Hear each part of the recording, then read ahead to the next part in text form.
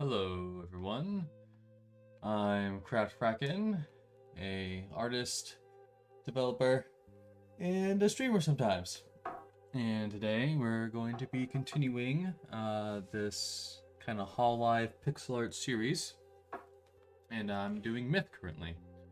We're going to finish up Callie, and then maybe start Kiara, and then after that maybe we will transition to playing some Warhammer. So, let's get into it. Let's get into it. Get my references pulled up. Minimize unnecessary things. And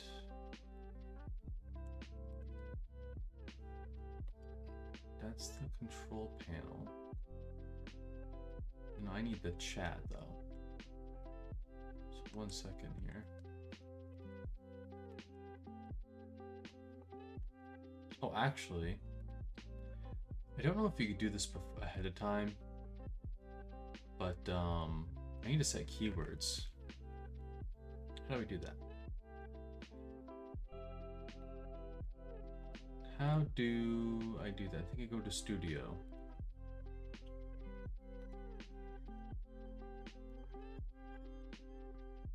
Then content, live, the 3 buttons, edit title and description. No, that's not it. There we go. All right.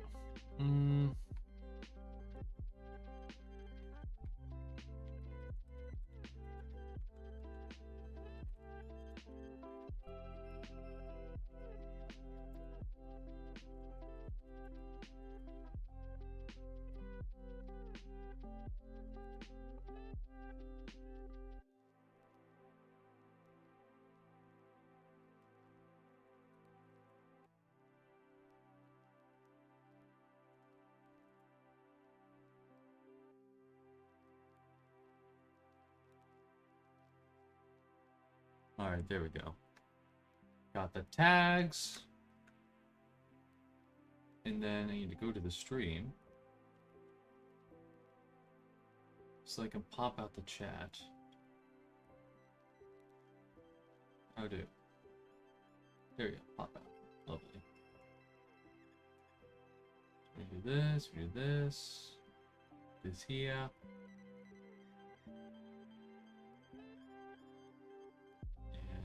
Just leave it like that. Yeah, that works. Okay.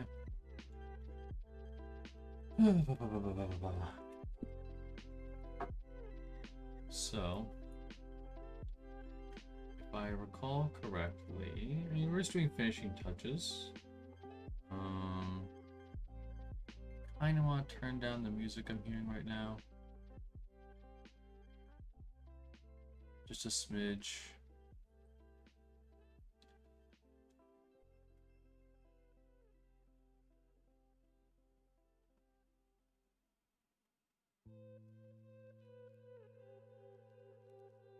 There it is.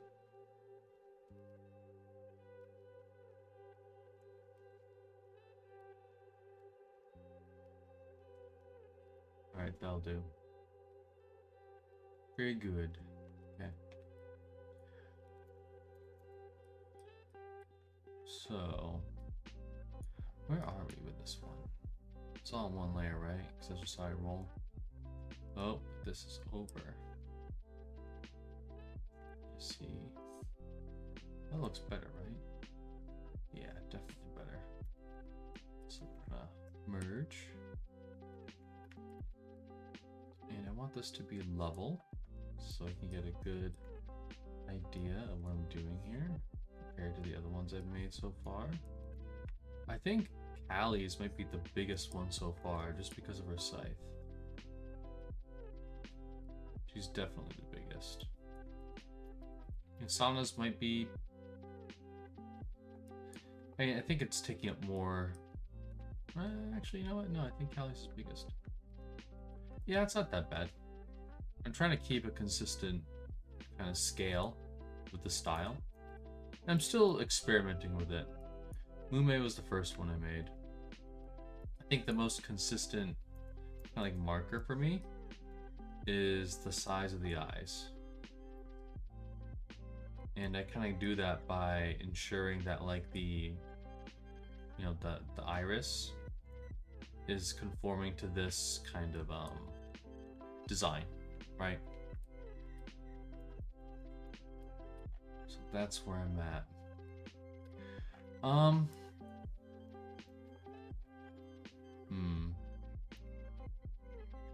These are the troubles of pixel artists. This pixel or that pixel? I feel my gut's telling me this, but it's tough. It's tough. Because this just barely is above the lowest part. And this comes up 2 spaces, 2 pixels, right? So to kind of be even, I would do like 2 pixels, but it just looks distorted. Maybe it's because the eye is like kind of high up. We lowered the eye. Maybe. Oh, hold on, I was drawing on the wrong layer again.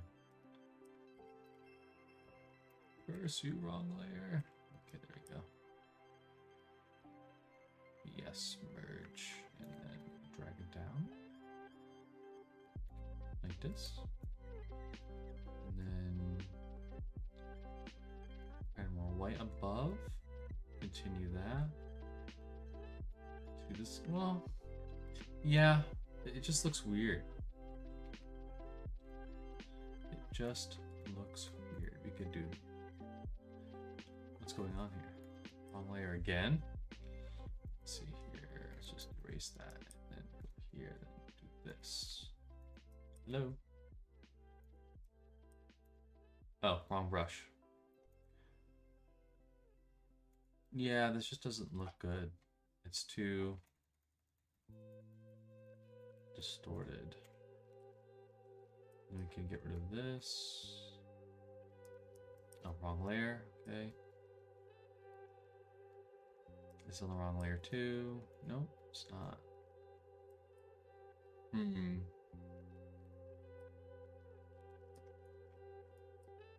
The dreaded act of flipping the canvas.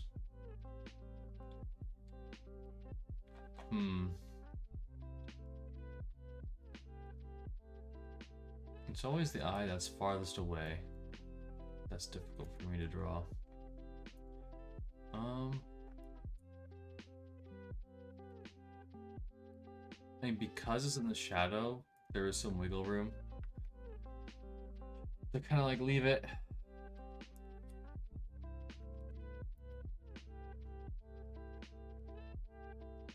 But it is bothering me. I don't know if I can make it any better.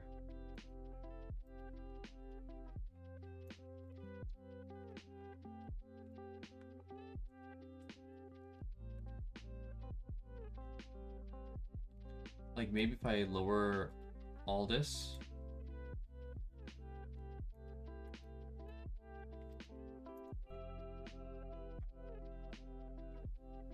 Maybe that was the move. Maybe extend that.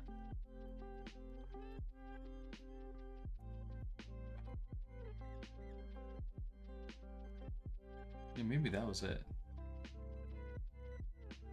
Eureka moment, maybe.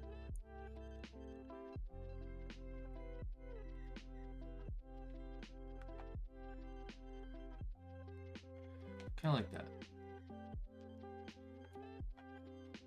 We're going to leave it like that for now. We're going to drag the light over a bit more, like this. And that's kind of to indicate the line of the nose. That's kind of creating like this overlap. That's even more organic. I really like that. Yeah. It's alright. And I'm kind of at an impasse with style, because like, usually I kind of do, like at the midpoint of the face, I do like a, I'll draw on this. I do like a line in the middle. That's what I've been doing for a lot of these so far. I don't have to be a slave to a rule that I established earlier, but it's nice to be consistent. So I'm going to try to bring in this kind of like mid-tone. Like this. And see how I feel about it.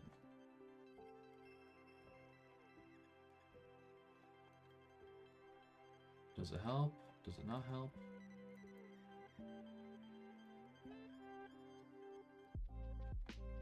I'm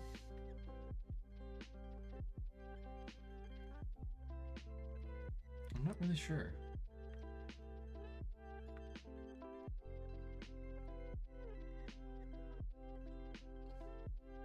Not really sure. I'm gonna work on other spaces and just kind of revisit that later.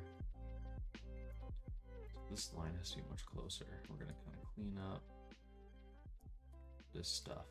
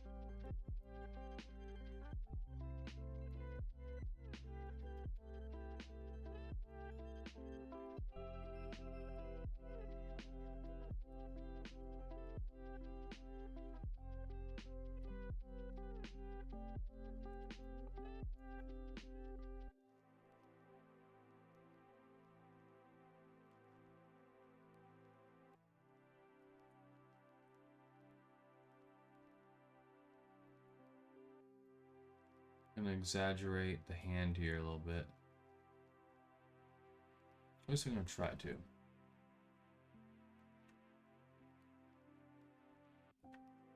So actually this thumb should be like going across. That kind of works. Kind of.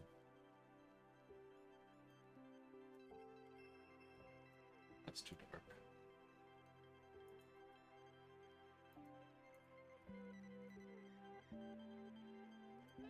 we did like little fingers.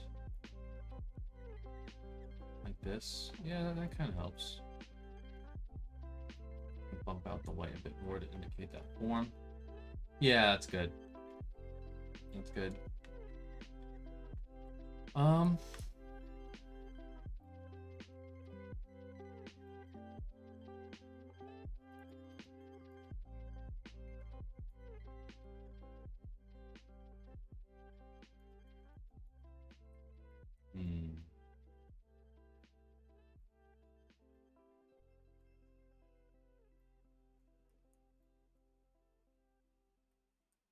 Maybe I need to tuck this arm in closer. Or I just need to indicate more flesh.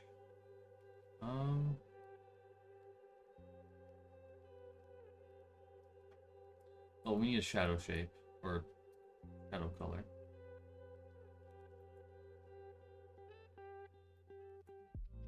For sure.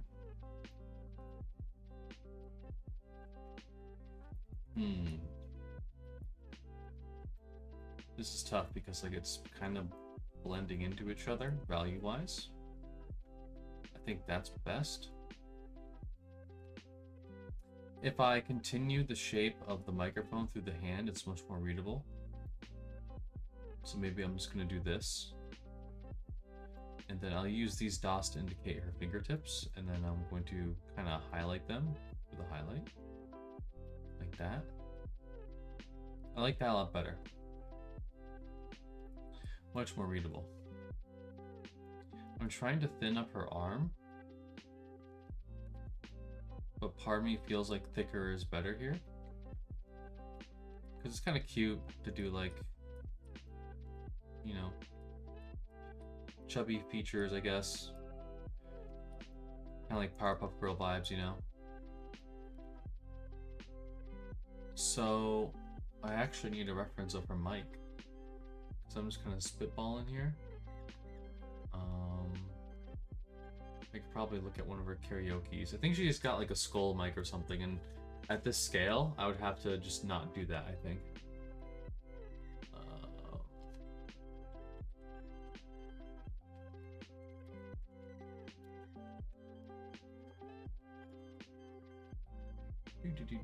Oh, I know, karaoke.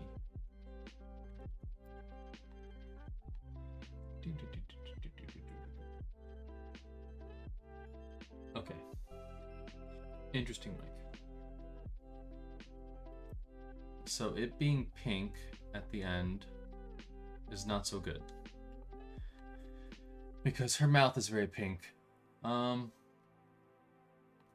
But you know, I might just move the hand back a bit so that there isn't like a loss of readability. Because right now what I'm looking at, it's kind of like this. It's kind of like that, and it's just, I think it's just too close to her mouth. So I think I am just gonna like, forward. We're gonna move it back 1 pixel, I think, so I get some extra space. Now I do want the mic to overlap her head or her face, because you know that's just more readability points. So that's what we're gonna do. I use her eye color for now.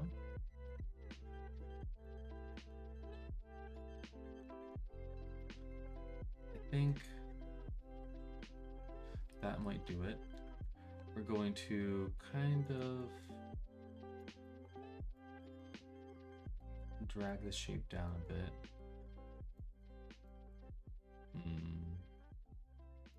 That's how big I want it to be. And it's kind of the same, almost like the same material as her crown. Or her cape, the same colors of her cape. But I don't want to do that because then it'd be super unreadable. I don't know, maybe I'm just gonna like use purple here. That's in her crown. Because I think we need some points of contrast, no matter what.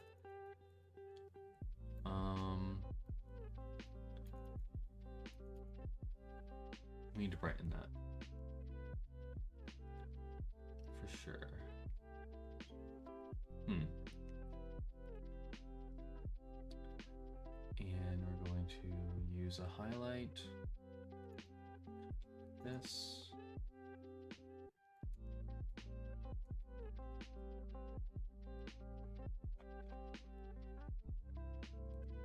This, I'm going to try to play with these colors. They're way too muddy and dark. I could drag her hair down. Maybe that's the solution. Yeah, I think I'm gonna do that. I'm gonna try that at least. So her hair's gonna come down so that we have that contrast.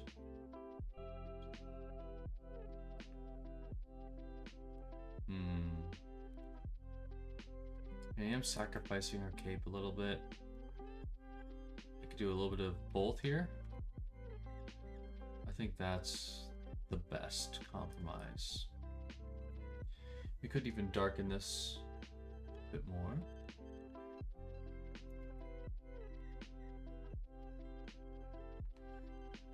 I kind of want to get some whites or whiters here. Like that. Yeah, I like that. Let's do this. Make it look more round. I could just use her gold.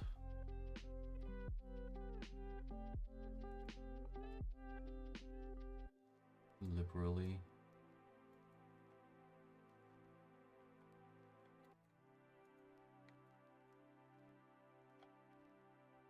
That's hard read.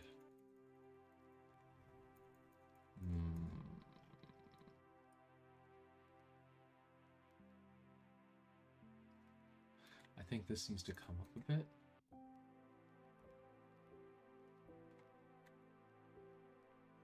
Like that.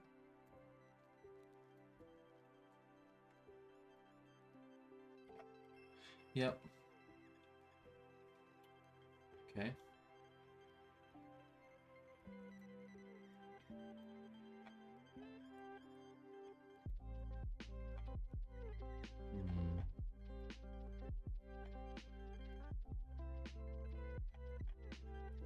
I'm just trying to see how far I can exaggerate it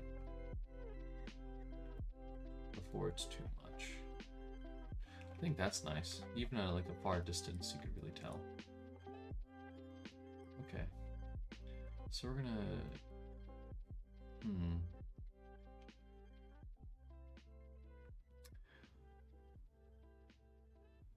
Yeah, I still think I want to stick with these kind of purples.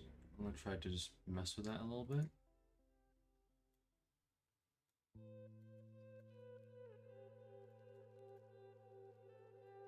Like so. It's a bit tough to end the mic, because it does taper. I could sacrifice the tapering effect though, and just have it terminate. I think that's best, because I don't want to do like 1 pixel at the end, or like, well, I guess like that's okay. That's okay.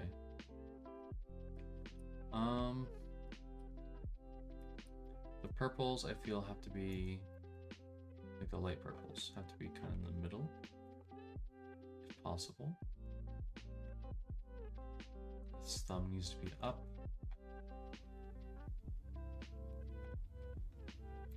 Then this is too dark. Let's lighten that up a little bit. Like this. I do kind of like the darkers being up here because it kind of shows that transition point. Yeah. Like that, I guess. Can we go even brighter?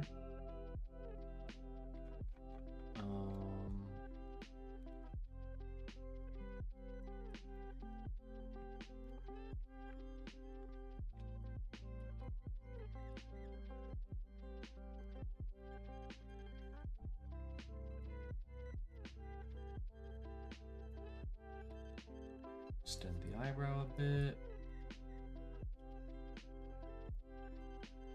I think her tiara is not in the right position.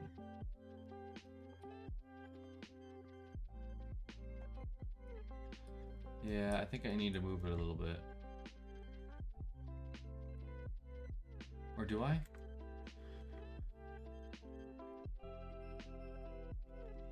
No. Either way, I think it needs to be rendered a bit better. It's very confusing material for me. So what we're gonna do is we're gonna go over it with this purple.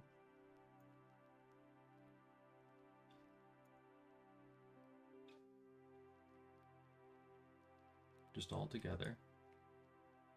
And it's got some highlight to it, so it's metal. The reference is like very low resolution.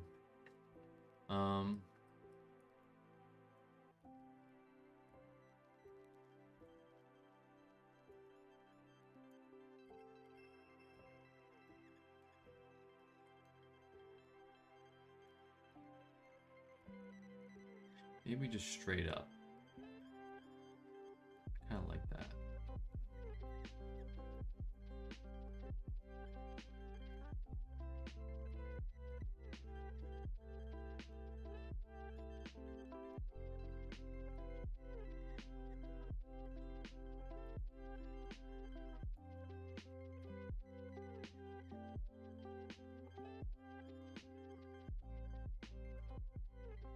Oh, maybe adjust my canvas a little bit. Oh. Wait a second.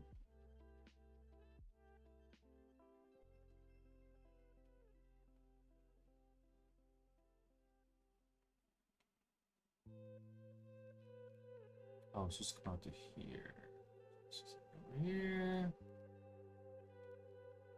This is like over here. Like this. Alright, perfect.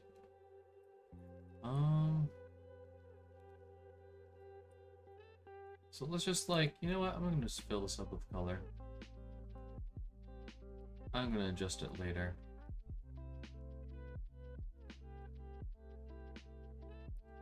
So this is the general light side, and that's the general dark side.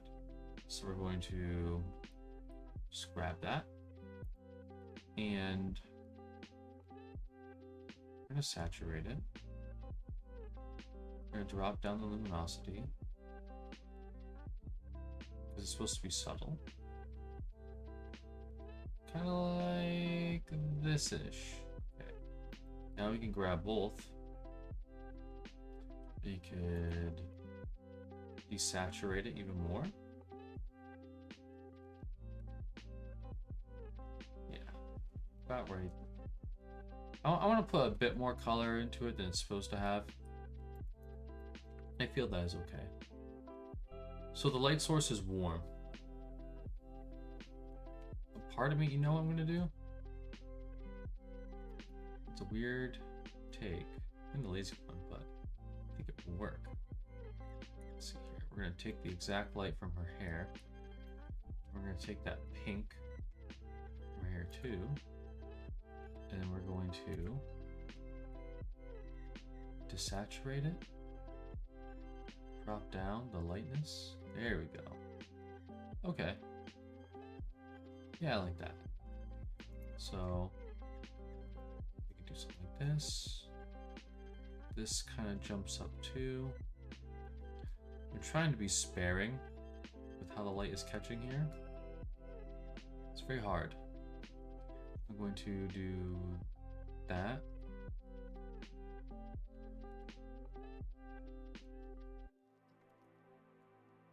Oh, come on. You really don't want to lose the head behind the tiara, but I think we might. Which is okay. We have a bit of pink here. I could do this.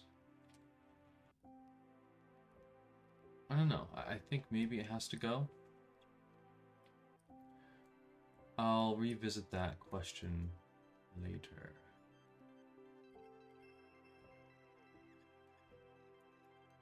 Hmm.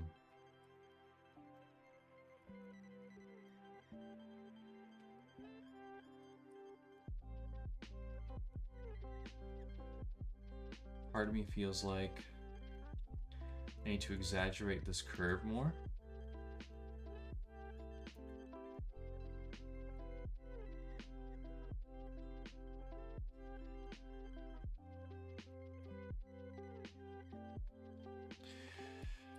Or do I just leave it? Like at a distance, this area is a hard read.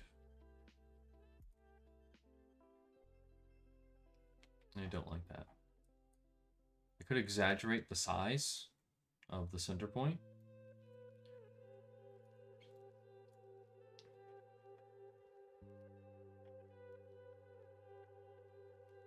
Let's flip it. Yeah, it is kind of a hard read, eh? You know, I think part of the problem is that I'm not darkening this. I think that made it a little better.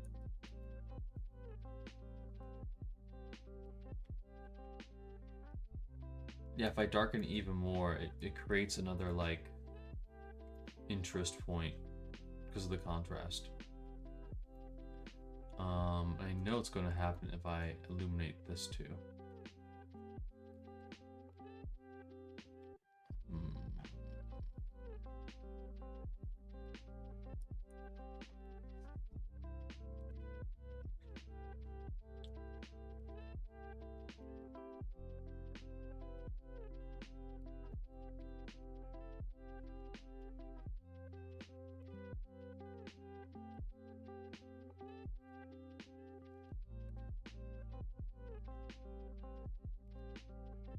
Tough decision. I'm going to see what it looks like when I just move the tiara up more.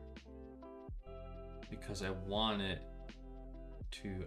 its shape to like jut out from the shape of her head. Because that would make it more readable. So I'm going to push it forward. And up. Let me be more surgical. Let me get rid of the head shape.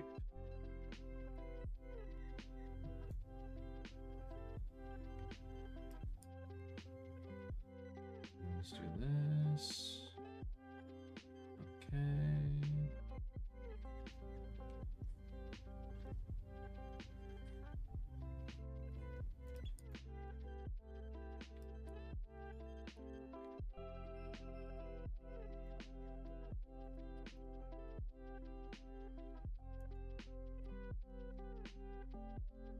I think we end up like right here.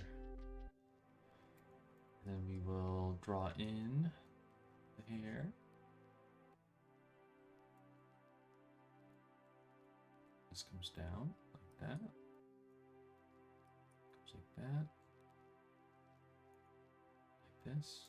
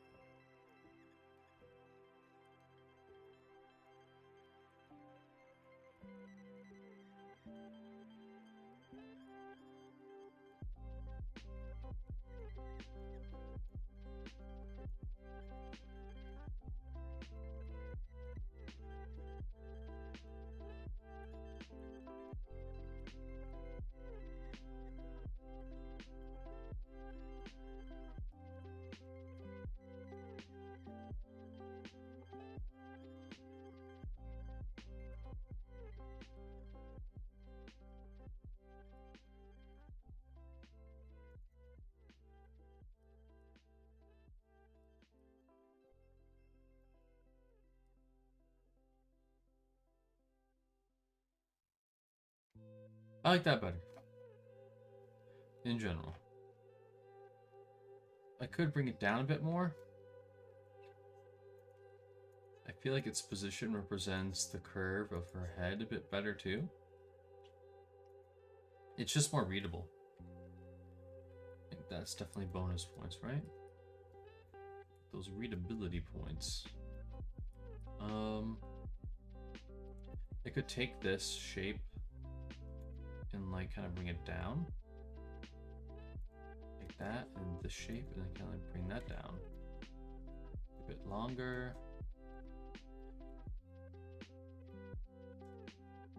I like this.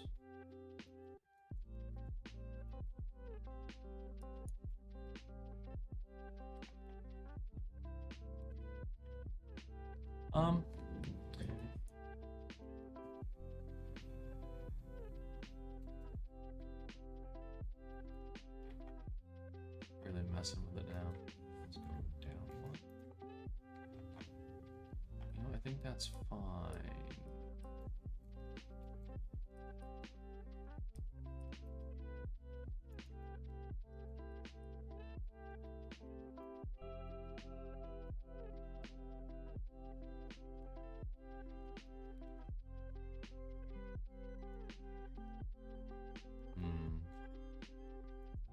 It's a tough spot to navigate.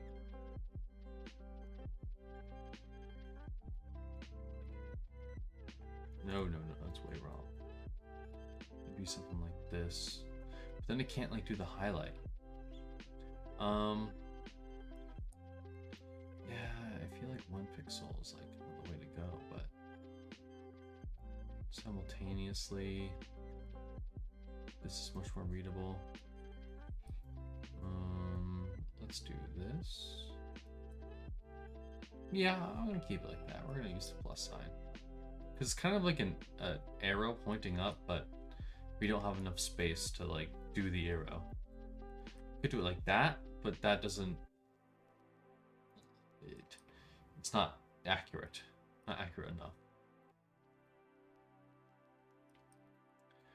I'm gonna use the black to kind of carve out that bottom of the tiara.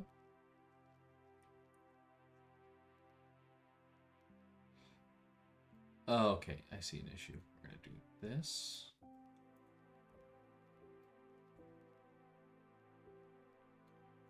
Ooh, tough spot. Because like it has to be pointing like kind of like this, right? We can't really do that unless we like do something weird like this, right?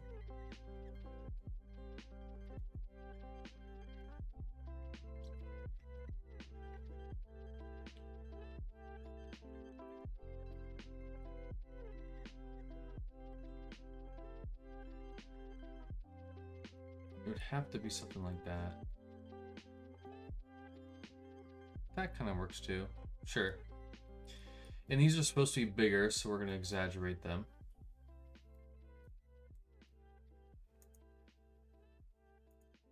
I say exaggerate, but I mean like, you know, just kind of test it. Just make them bigger, see how I feel after the fact.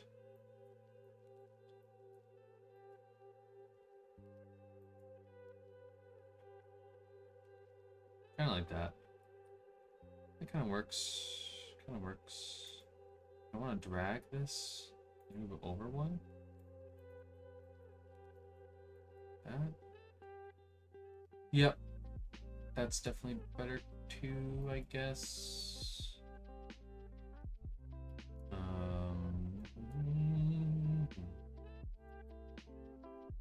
Keep adding on. It's too blocky there.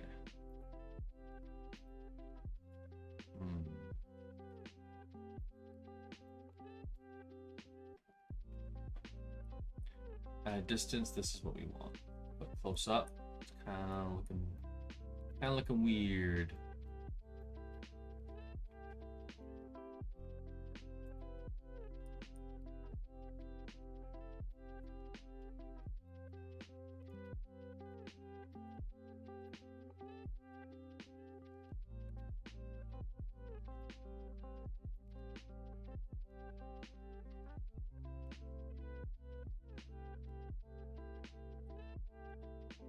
Okay, so we need to give more.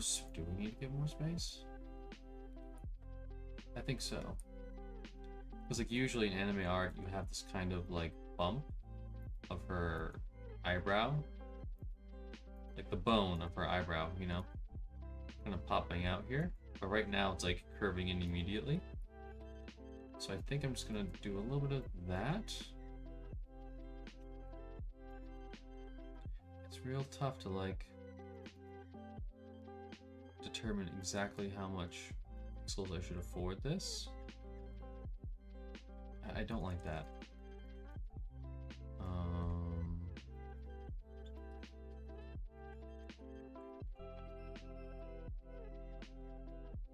I think that's okay. Just a little bit, just a little bit. This eyebrow is too far forward.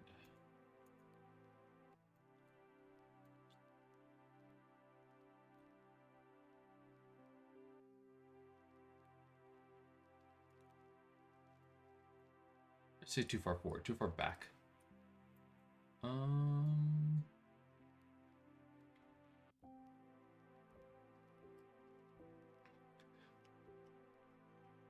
It's funny, so far for these I haven't like cheated with the eyebrows. Maybe I should just get rid of them.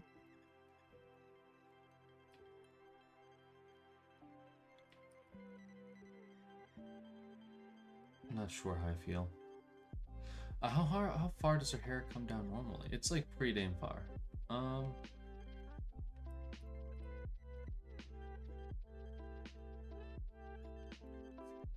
In the middle shape is biggest too.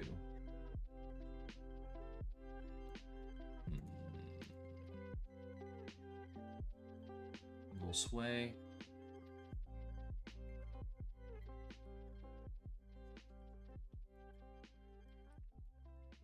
I could indicate the eyebrows behind her hair like this.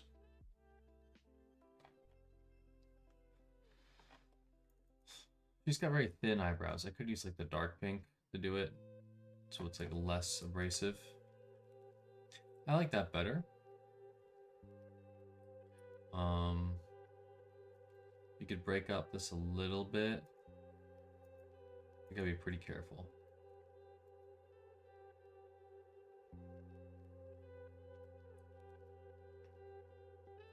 We're gonna delete that.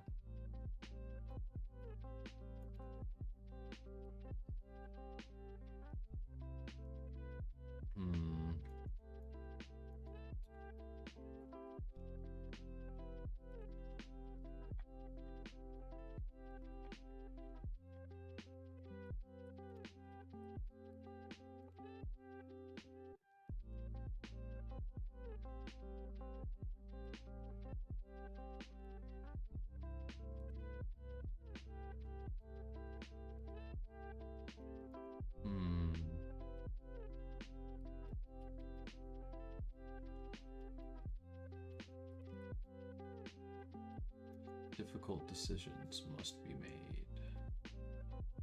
Way too dark. Way too dark.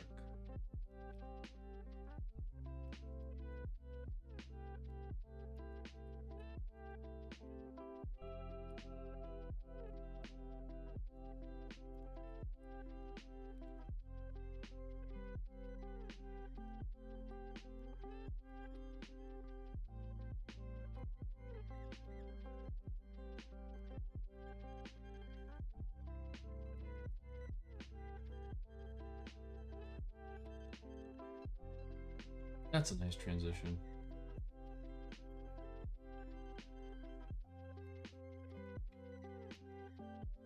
It works. I don't want to use this color, because I want to like show that kind of, you know, big mass of hair that she's got in the front. I want to indicate that with the light instead here.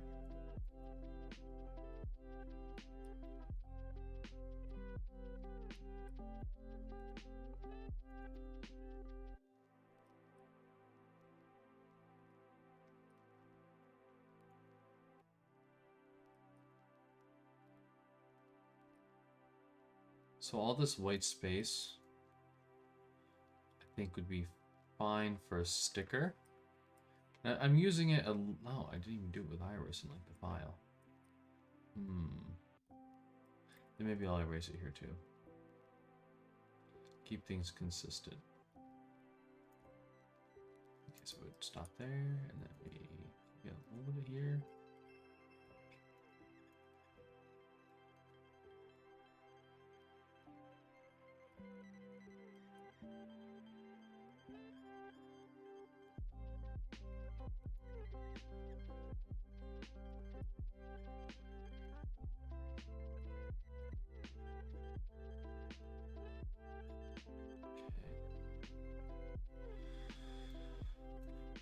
Could use white here to indicate the negative space.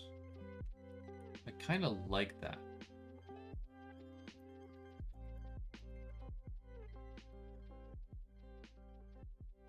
Both have their appeal. I kind of like using the white because this is the light side of her face. So it makes more sense to use white here, right? For like that kind of illumination effect. For the overall read.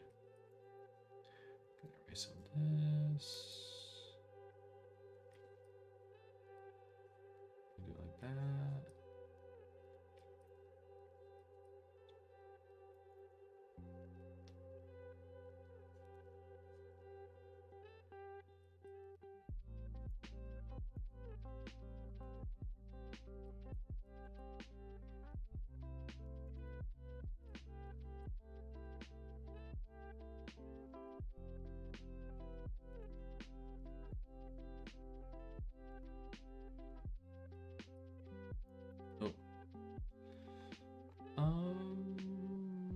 What do here? We do this, we do that.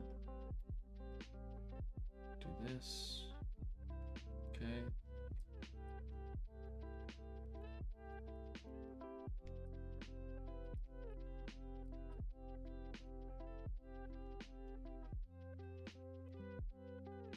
Oop, hold on, I'll be right back.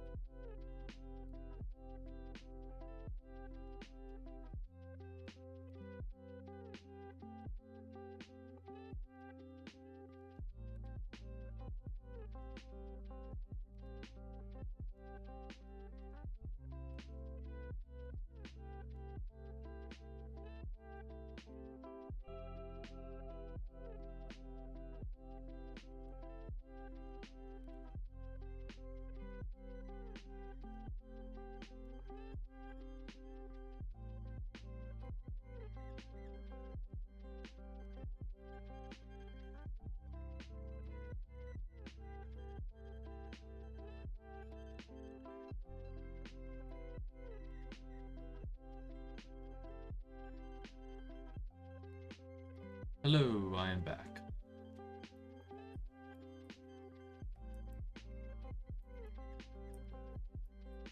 I am back.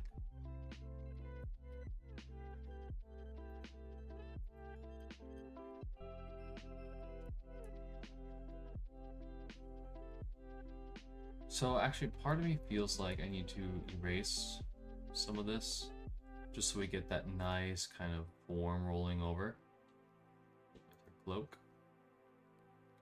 But she really needs to replace at this point because it is tattered. It reminds me of a hoodie I had or have. I rarely ever use it anymore. So we have this nice kind of rolling over shape. I want to exaggerate that even more. And part of me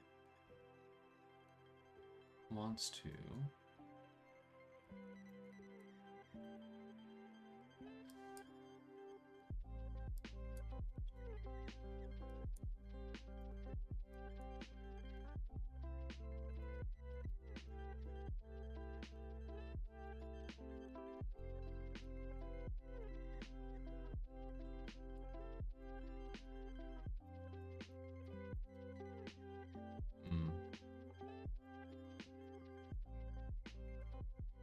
that's better for sure.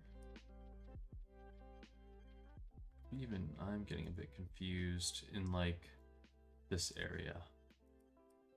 Because like this shape and like all these things, this, and this, they're so close together in terms of, you know, just like color and value that it's a bit of a confusing read. There's not enough contrast.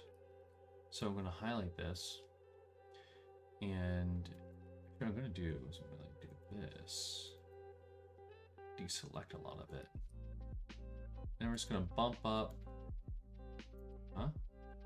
Nani? Where is, there it is. We're going to bump up the luminosity all the way, no I'm kidding, but maybe even the saturation, because like, we need some sort of thing for the eye to latch onto over here. Everything's so fucking subtle that it is hard to determine what that should be.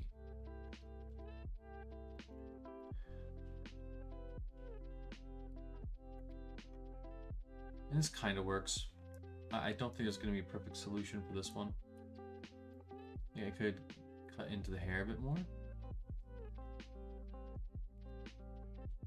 But technically there shouldn't be light right behind her arm. I want to kind of give the illusion of like a drop shadow. I call it a drop shadow, but it's just a shadow. I'm just doing that to check the kind of waist read. Because this black into the waist, like, I want the waist to look appealing, like Crony's waist.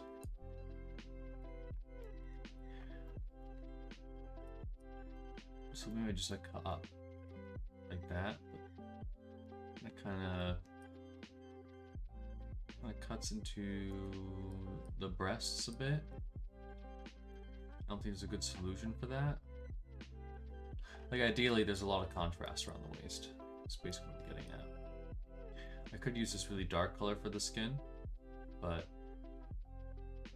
like it's really forced. And I think that's okay. I think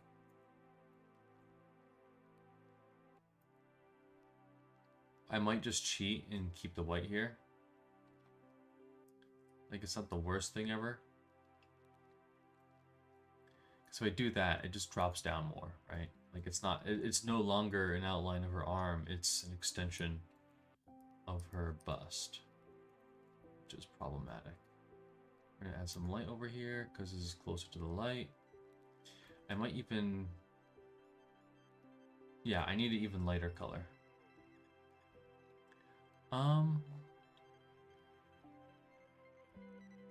I need an even lighter color.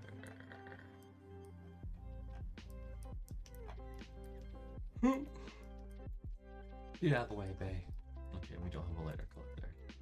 So we're going to do this. Just whip this in there.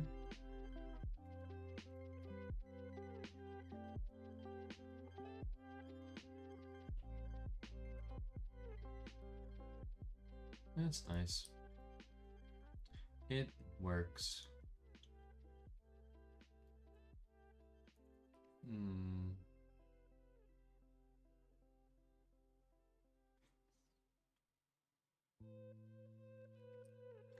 Part of me wants to see what happens if I just move this over here, make them wider. Like that.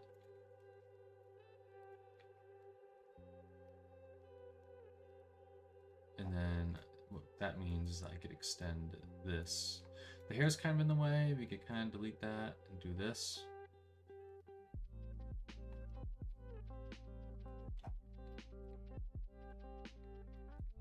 The line of the, yeah, being 2 pixels wide, I do not like. There needs to be an odd amount, not an even amount.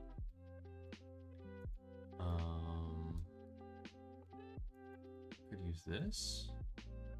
I could use this. Like that. That's nice, that kind of works. Let me flip it. Flip. It's okay. You know, part of me even wants to do like...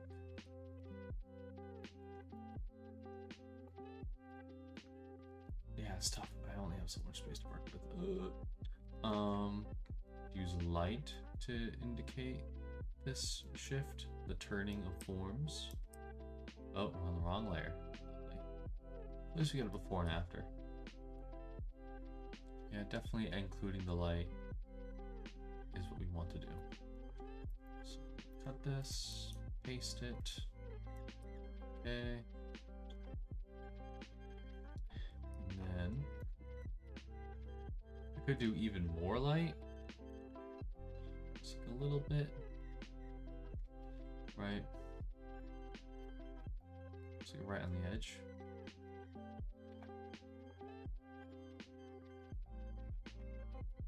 I tried to do too many like color or light variations within a object.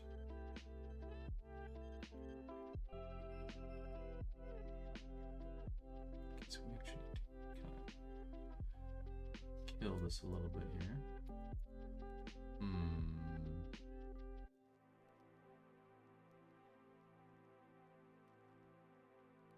Yeah. I think that was the right move there.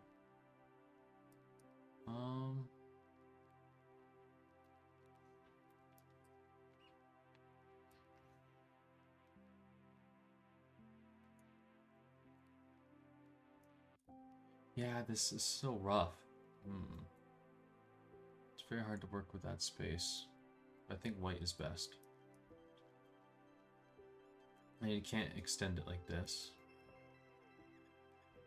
No.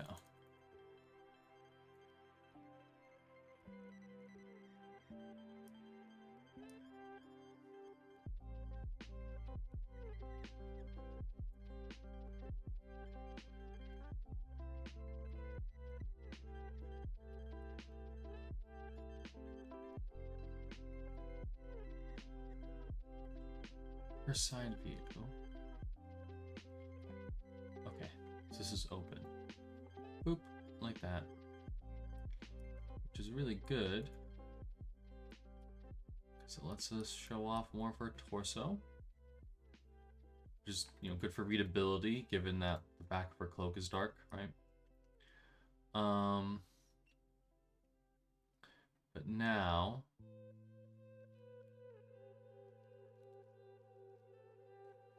Now I feel like her little... I have no idea what they're called. I'm gonna call them like claws are misplaced. It would have to be... Maybe I need to like... Ooh.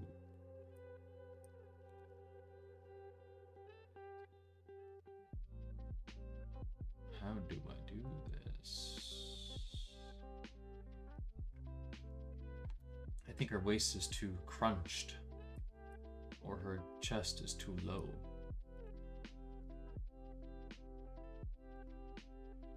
She's leaning back, so we could push it up. Boop. Like this. To extend that a bit. And then we could do some overlap.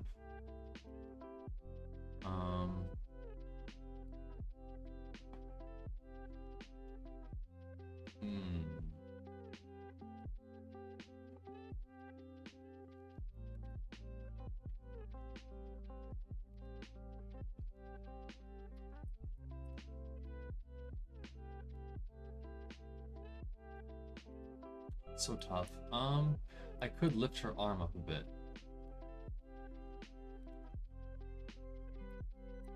I kind of want this shoulder.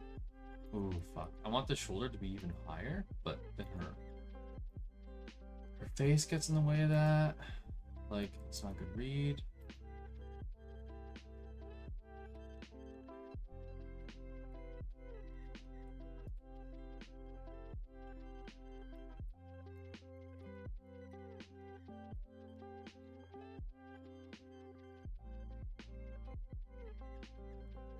Could lower the arm even more. Could go that way.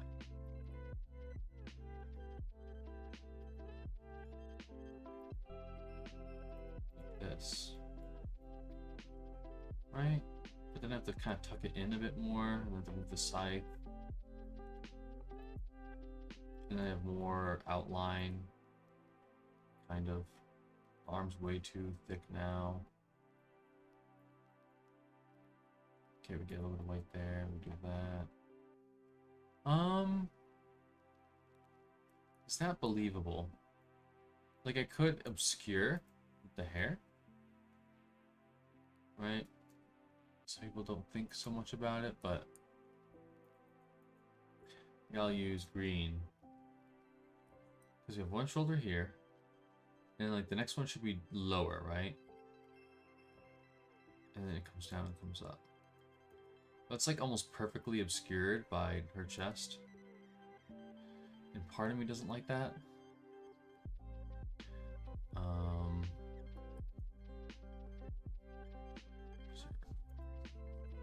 Torso's here. It's like she's really leaning back. And then, well, actually, hold on. Her torso's like this. Let me draw a layer before I fuck up this whole thing. Okay, so her torso is something like this. And then her, like there's a muscle that's attaching her to her back, or from her back to like her arm, basically. And that's swinging out like this. So that kind of makes sense. And then her waist, and her chest is like that, her torso is like this. It's kind of like this, and then her legs are kind of, her legs are pretty big. Her legs are kind of like this, right? And down like that.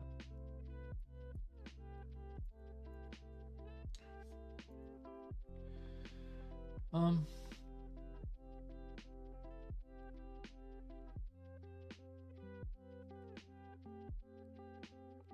her neck.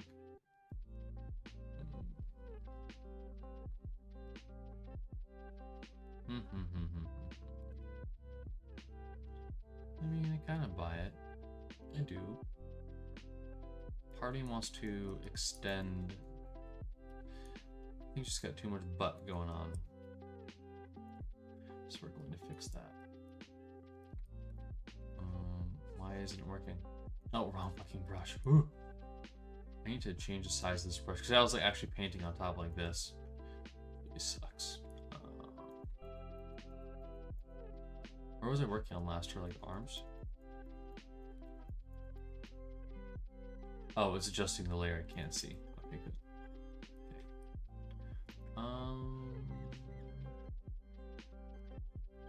actually, no. What I'm gonna do? I want to take this. I need to make it smaller so I could see when I accidentally select it. So like I said, we're gonna make her butt a bit smaller.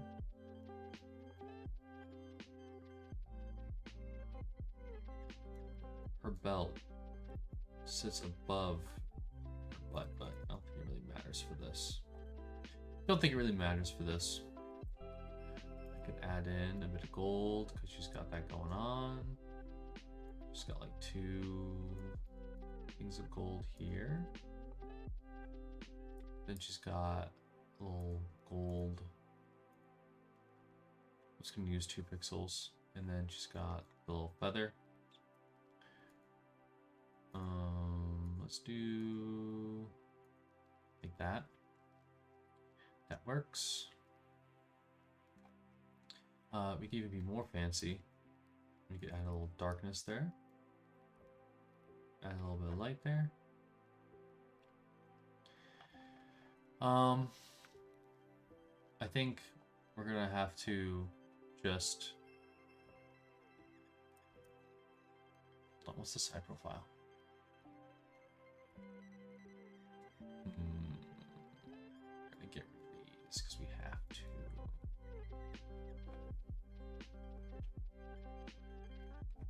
I don't like the plus sign shape. I think that draws too much attention.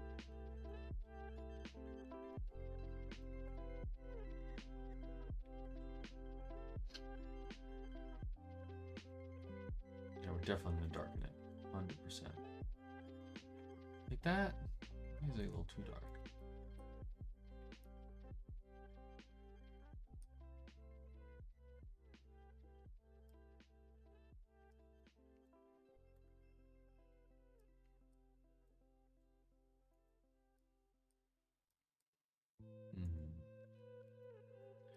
We're gonna add in some light.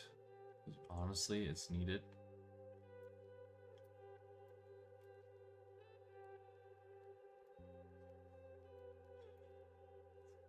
We could drag this down. Still weird looking.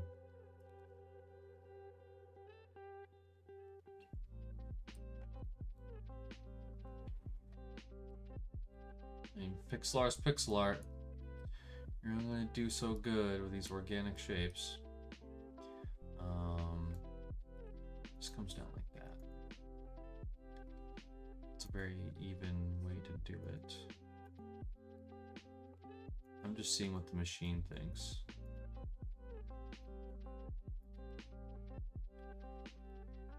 I think something should be here. It can't. It can't be there though. We can do this though.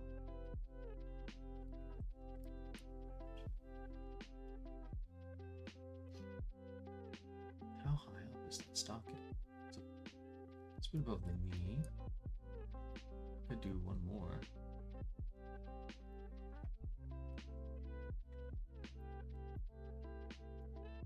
We can't do this.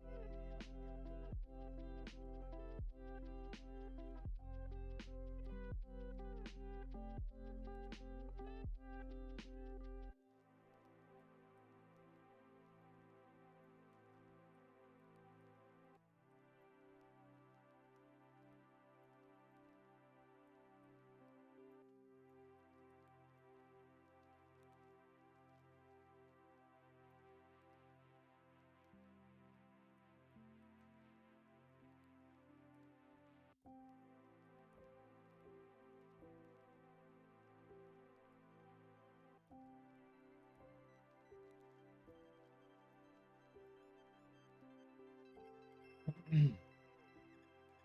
needs to be worked on. Ooh, I need to get rid of that weird color.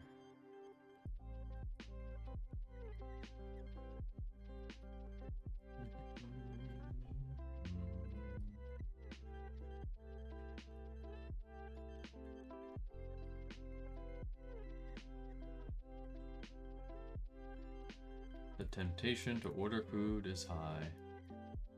I will resist it.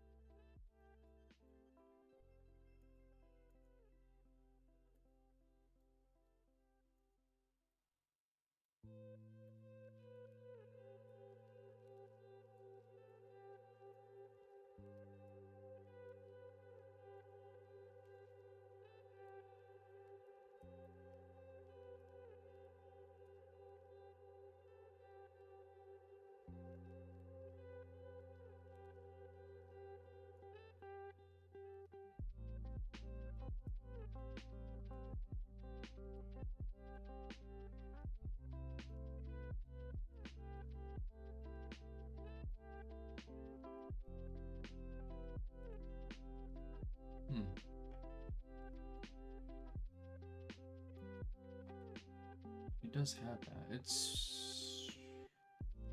No, I can't do that. And I could, just for style.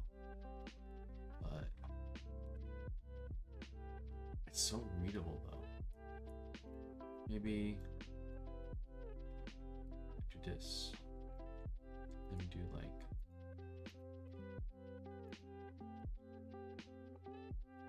let me do like that. I think so.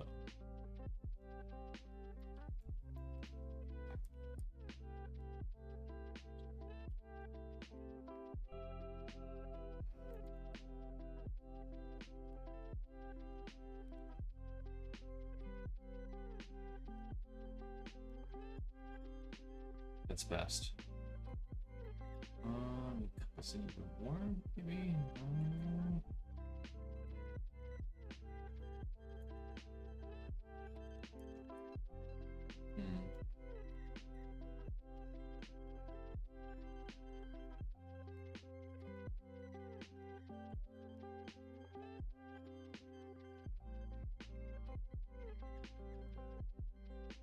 Or her hood, technically, or her robes.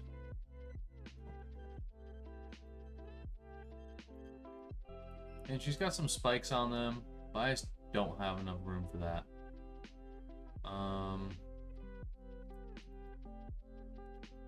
At least I don't think I do. Like...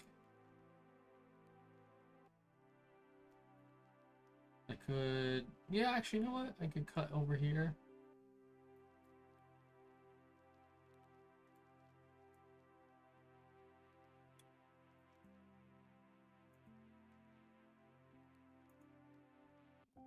Over this.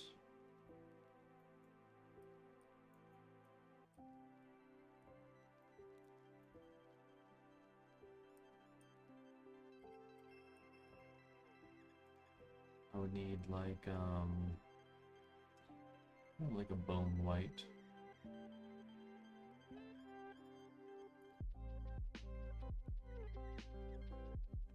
Like that, I guess. The question would be, do I outline it? Yeah, I think we're gonna do that. That works. And then we'll do a little one right there. A little boop. Well, let's do even whiter like this. Maybe I can't include this one. I could do it like right there though. But that's as good as that's getting.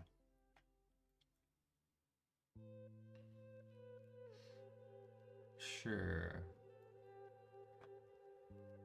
This is okay. Now part of me feels like I want to get rid of this strand of hair over here.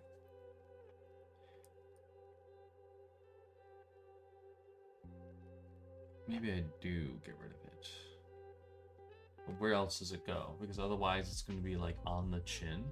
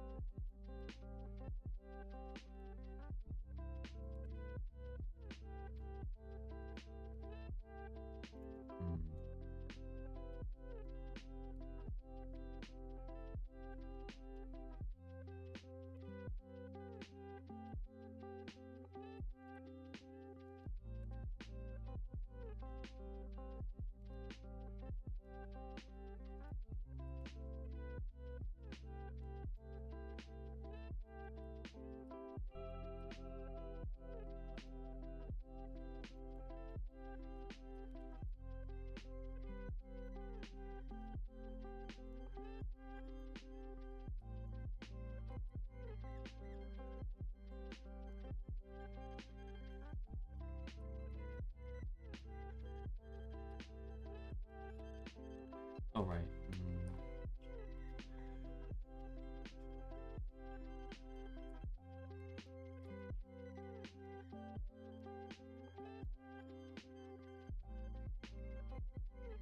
I think I gotta just fill in the space a bit more. Because now I think the cape is much more readable. Okay. So, space is getting a bit weird and wonky. But I think that's okay. We have control. A little bit. Yeah, we have control. We have control. So we're going to exaggerate kind of the shoulder part of this.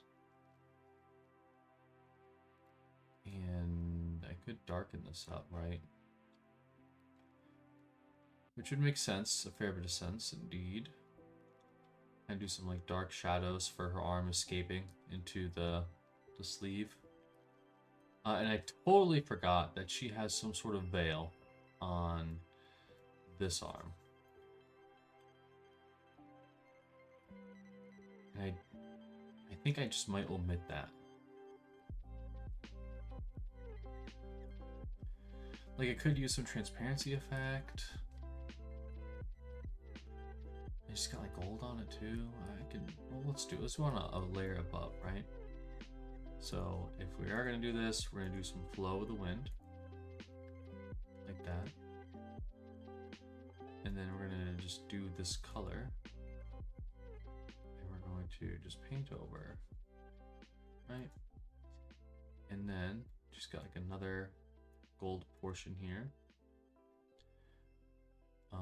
And then we're going to just opacity it. Like, it just doesn't, well, so first of all, I'm not giving this the credit it's due. I'm gonna click the gold parts.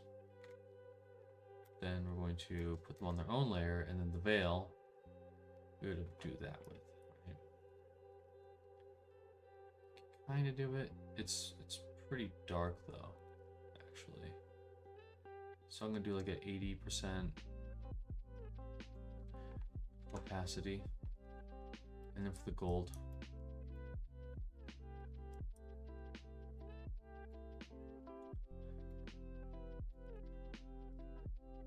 I mean, it's very thin ultimately,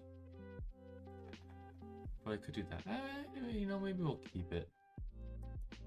Maybe we'll just keep it. Then we create a black outline. Should merge kind of the shape of the scythe. I'm not really a fan of, but maybe the deadbeats would appreciate this level of detail. And this has got to go. Hello? Okay, good. Hello? I'm on, the layers are all over the place right now. We're gonna get rid of these.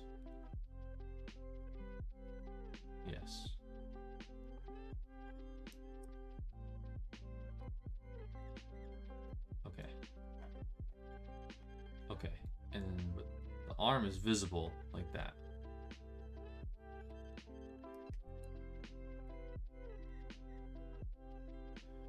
You can't use, well, actually, you know what? I like that. So what are we doing here? This layer, okay, got this layer, okay, good. Merge, nice.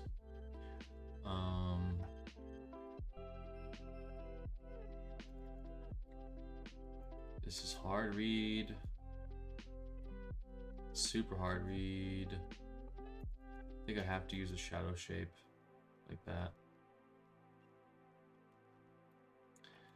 Maybe I just do it for like whole deal. Right. Oh, no, this is gonna come up though, because I want to indicate that flow. Yeah, that's good. That flow is very important to me in this piece.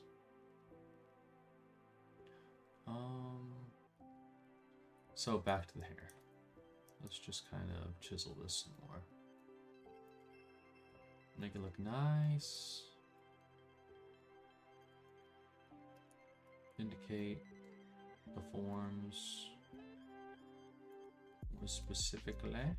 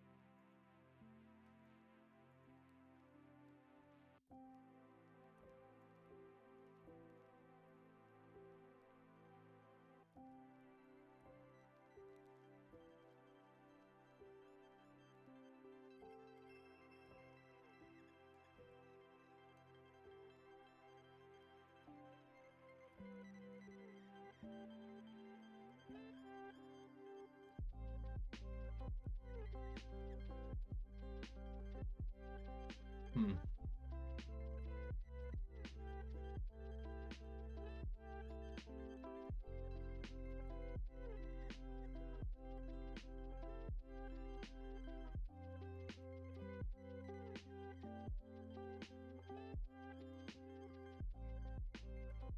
This one's almost done. I'm not sure what I want to do with her hair back here. Like,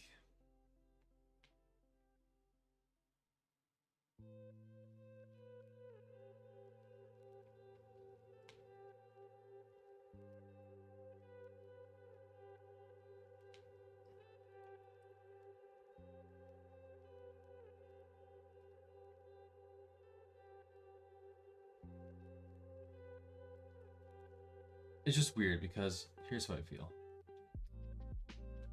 Here is how I feel the situation is. So we have like the front of her head coming down like this, right? Which creates this kind of dividing line from, I guess, like the light side, right? And then like the dark side. And I feel because of this line, like none of these hair strands are going to feel natural.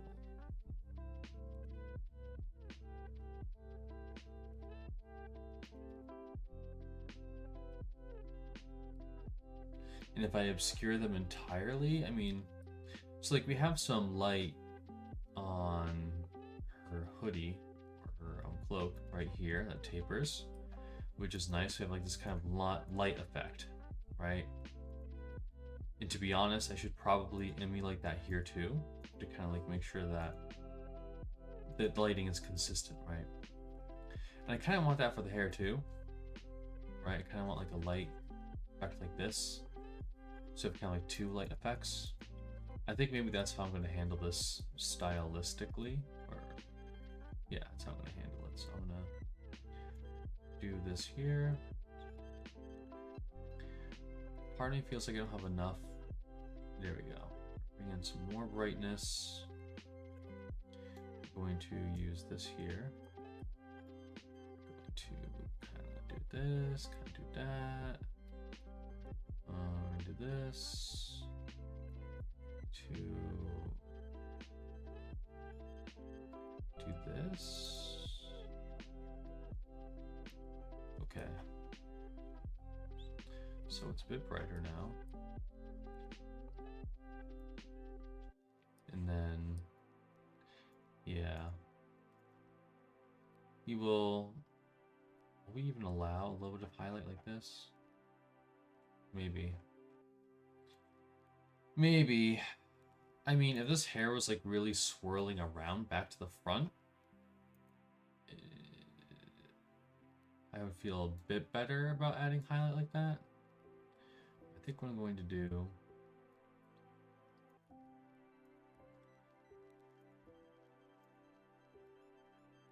is something like this. I really want to exaggerate how this hair is in front of the rest. I might even split it at the end because I want to have it feel natural. I don't like splitting hairs, haha, but maybe this needs to like recede behind the splitting hairs, right? So there's like even more overlap. We can erase. I said we could erase, but we're on the wrong layer. Before and after. Yeah. We'll keep this. Cut. Paste. Merge. There we go. Okay. Make sure everything's good. Erase this.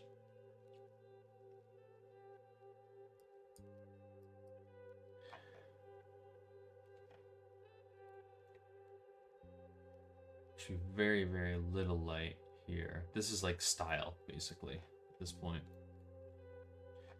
Just a tiny little bit of light. we'll add just a little bit, I guess. From far away. Yeah, that makes sense. Makes sense, make dollars. Now these are too close. We'll separate them a bit more. Like that. A bit more organic. I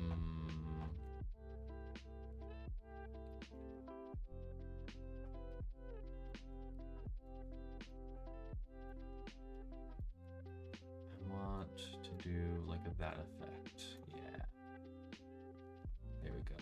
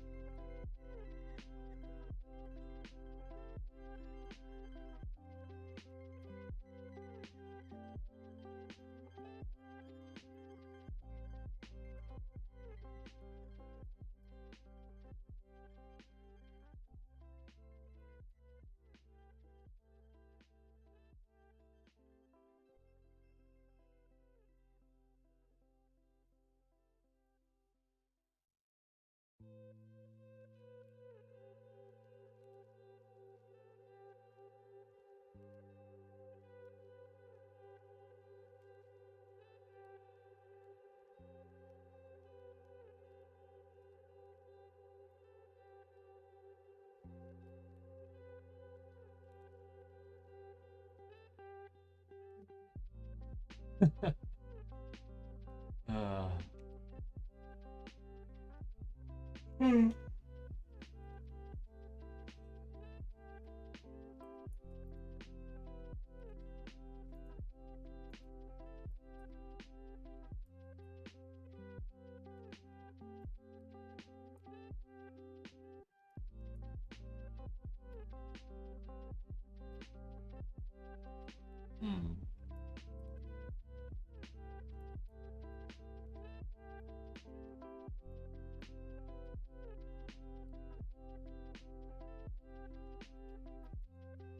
Oopsie. There we go.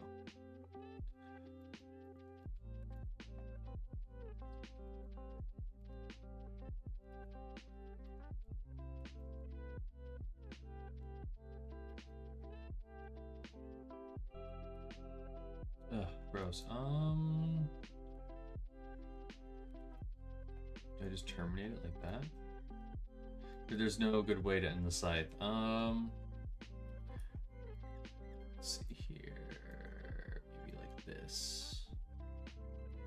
just really want to exaggerate that point at the end. That pointy part. See, like this? Yeah, that works.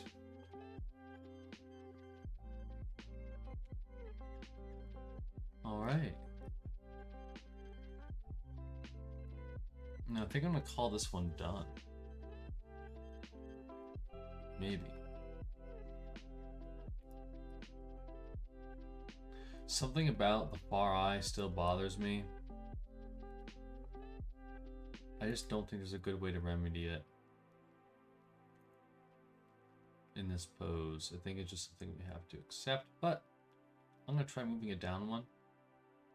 Actually, let me just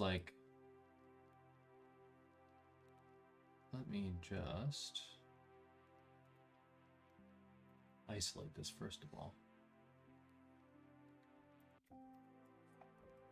Copy paste, I'm gonna drag it over here, and all these colors.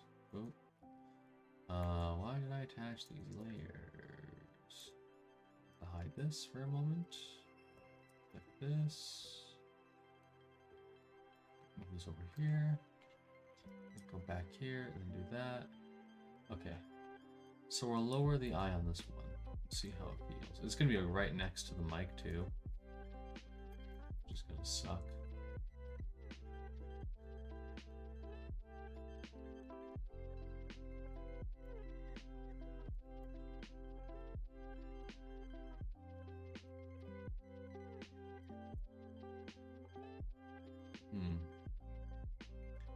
How do I feel? Do I like that better? I think I like it better.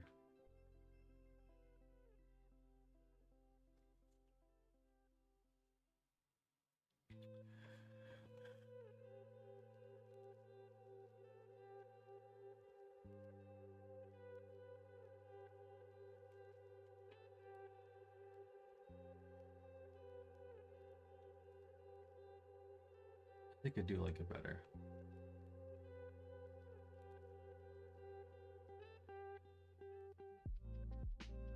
Also, party wants to move this eye closer.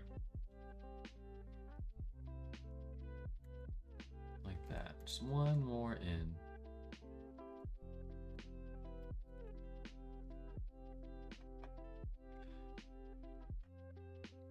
A little closer like that. Give her little lashes.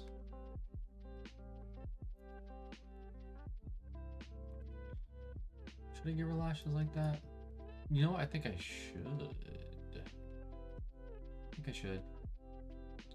We're gonna stick with that decision. And let's do something even crazier. Let's make the lashes really dark. Ooh. Kind of like a deep, dark violet. Violet, scarlet, I mean. Okay, like that. And then let's do a little highlight. Actually, it should be over here. Bing.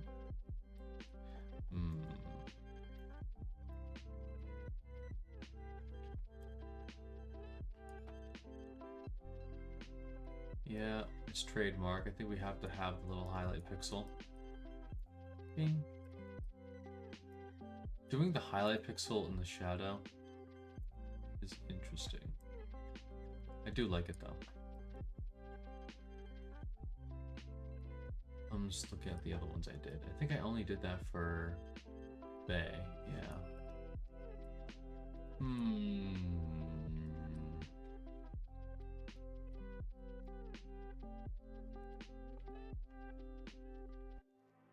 With or without, with or without.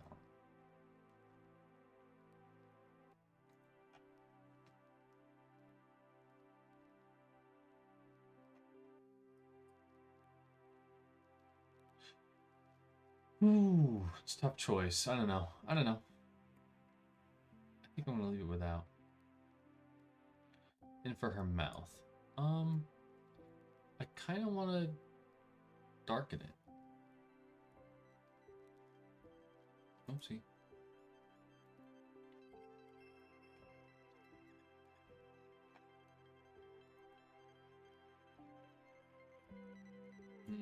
I don't know, pixels. Could brighten the tongue maybe, like, or, yeah, I could make it really pink, like her hair. Maybe use those colors, eh? But that's a bit hard to read. Yeah, let me use sliders. Slider time. We're gonna dim down the luminosity, intensify the saturation. Play with that a bit. Okay. And then I'll brighten it a little bit. Like that. Yeah. Okay. Cool, and then let's see what it looks like when we drag this highlight out here a bit more. Better? Actually, I think maybe her mouth is too high. Oh god, back one? What have I done? I've created an abomination. It's this thing. I think I like it high. I could also do this. It's not so much like a, it doesn't feel like a smile anymore though. That looks so funny. It's a little goofy.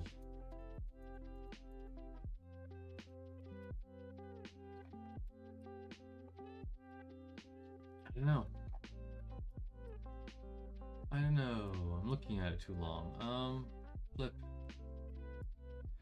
Oh, it's bothering me a lot now. Maybe we just need to make it smaller.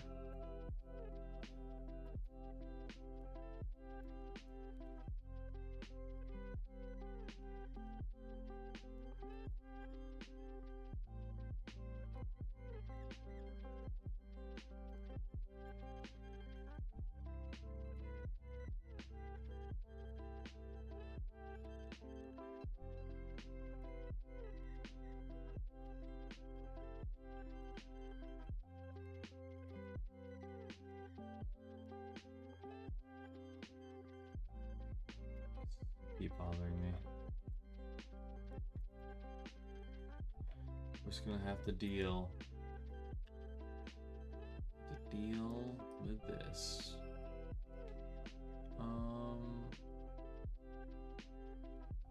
It's fine. So actually this highlight is in question. Right, it's like right there. I thought I was being artsy with it before, but no. It was in fact not being artsy.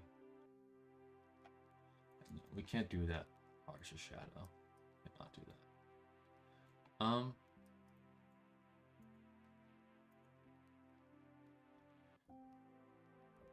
Okay. You can kind of get away with some play of the lights and the darks. With the lights and the darks.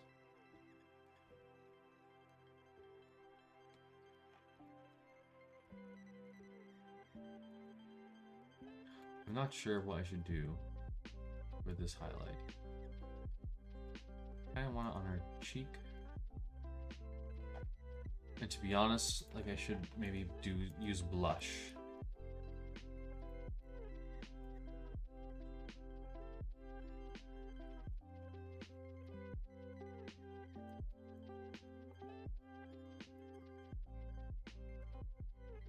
Or I could just do this. I don't know. I feel like there should be a moment for this, but maybe there isn't. Maybe I could drag this up a bit more. Delete some of it and put it like right here.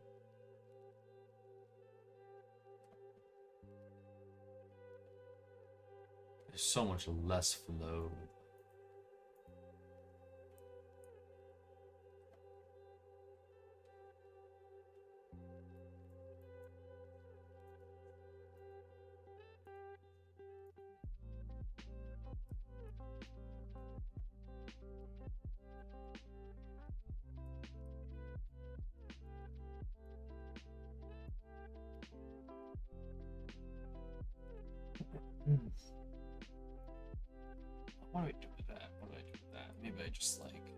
shadow like this.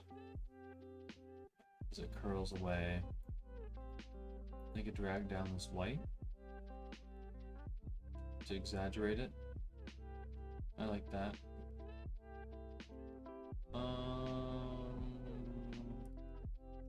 That's funny. I think Roni's the only one where I drew her ear. I'm like, ear don't go? Like maybe ear? Not really necessary for the style though. I think maybe we just get rid of this highlight effect. And then maybe we do use blush. So we could do like a little red, like this. Then we could like desaturate it. No. We could reduce opacity. No? Oh, it's getting brighter. Yeah, but it's a hard read with the pink hair.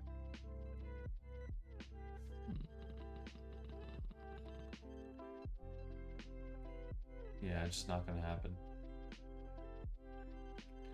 I don't think so. Alright, I'm gonna put this one on the back burner. We're gonna call it finished for now. And well, before I really call it finished, we're going to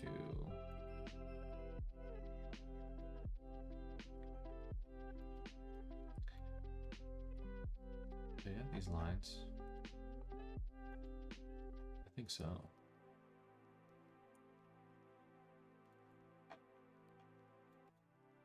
This color is so close to like, I need to adjust this color.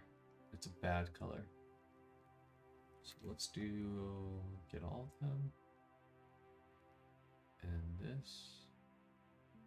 Yeah.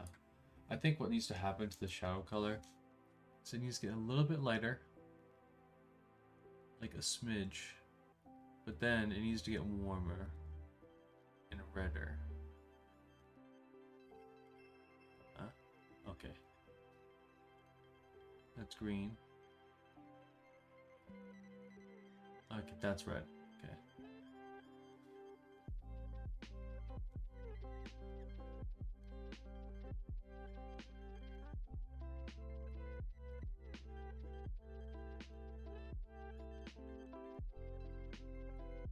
That's good. Cool. Yeah, a little bit of pink. That's better.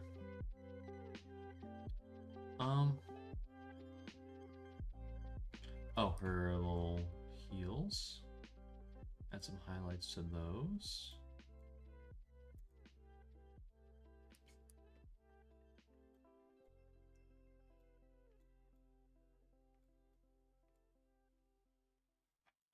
So hard to see. Impossible almost.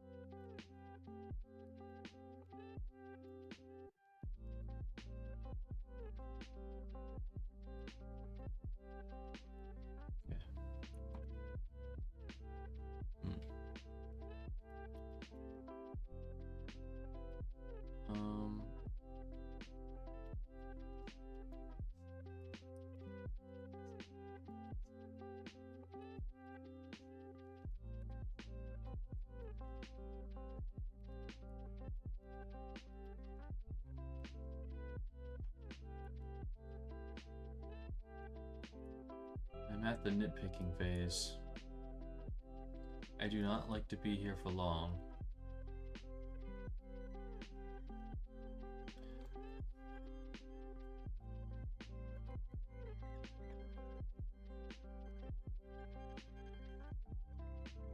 Okay, we're gonna save it.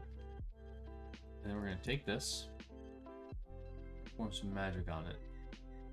So, copy, file, new, we'll make it like 100 by 100.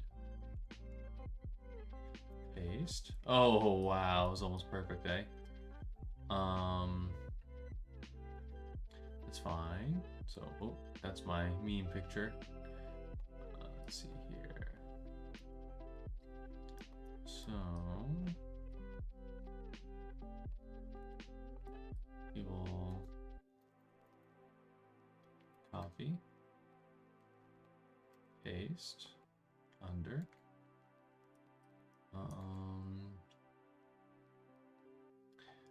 I need to create a nice clean file for this background that I use. That should happen.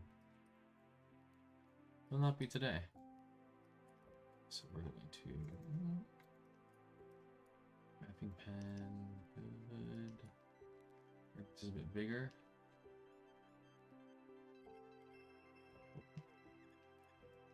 See?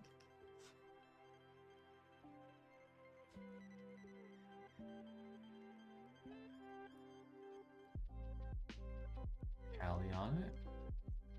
We're gonna add glow. We're gonna really oh well, hold on. We need to actually I'm gonna do this just for experimentation's sake. We're gonna add glow. Normally I increase the resolution first, so it's like really soft lighting. But I want to see what it looks like when it's pixelated. So you pick a dark color, then you pick the color you want it to be. So in this case, our lighting is kind of like a warm yellowish. So picking like a really dark yellow. And then it doesn't look bad. Right? So we can do this. Boom, boom, boom. And then you go up a layer. You clip it. You do color burn. Where is it? There it is. And you go up. Go like really high. Like a tint value of like 1. And then you pick a color. And normally yellow and purple will like kind of cancel each other out and create kind of like this colored white effect because they're complementary. So I'm going to use that here.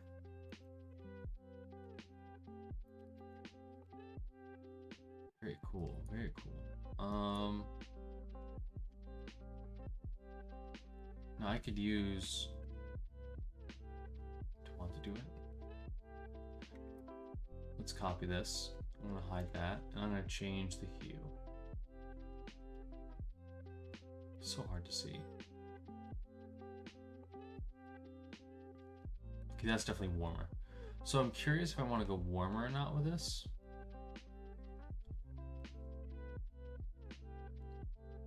So subtle.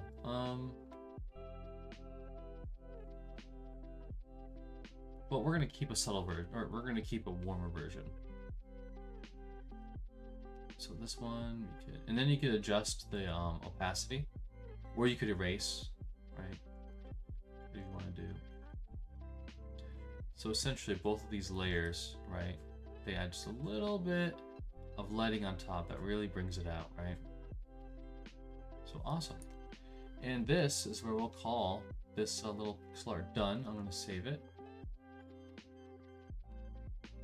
Save as.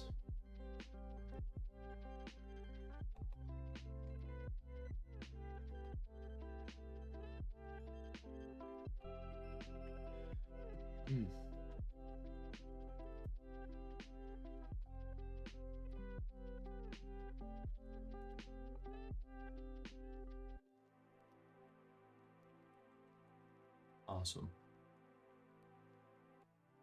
Saved. Then we'll save one as a PNG if I decide to post it.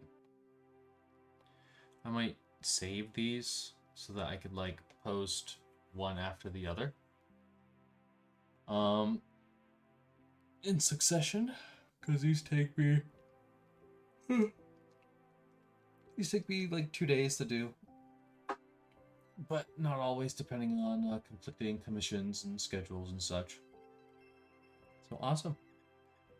I hope you guys enjoyed this little pixel art illustration of Callie. if you like my work, feel free to like and subscribe or reach out to me for a commission. From here, I don't know exactly what does it want to do. I think I'm going to play some Total War Warhammer.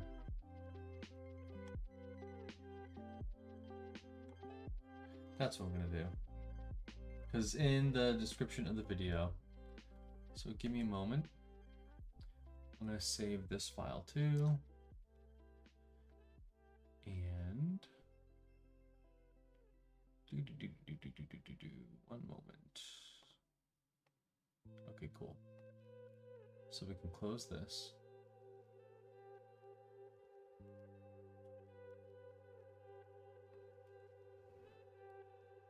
Oh.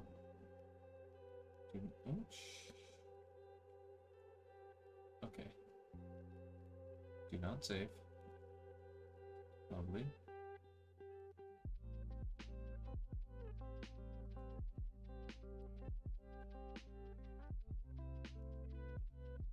Where's my music?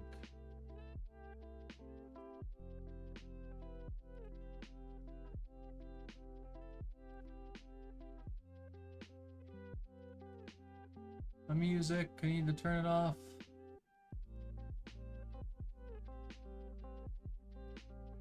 There it is.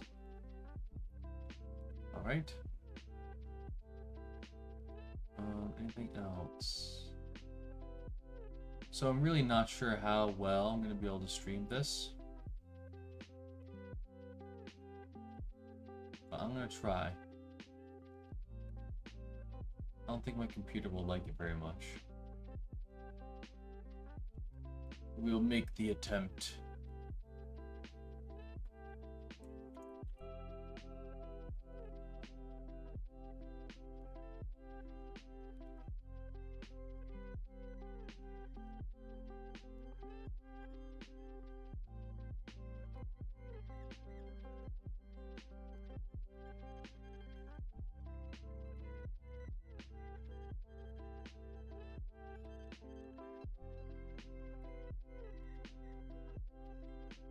I'll set my settings down to medium. Actually, I'll try them at high first. Experimentation.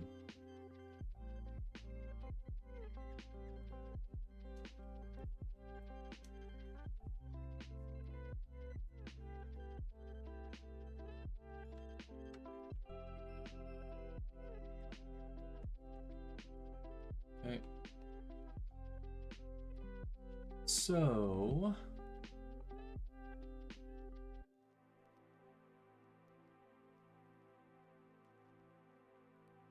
let's see how it looks.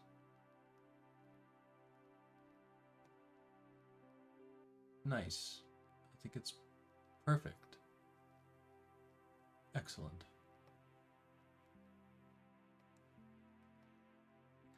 So I have a 2v2 in this game coming up.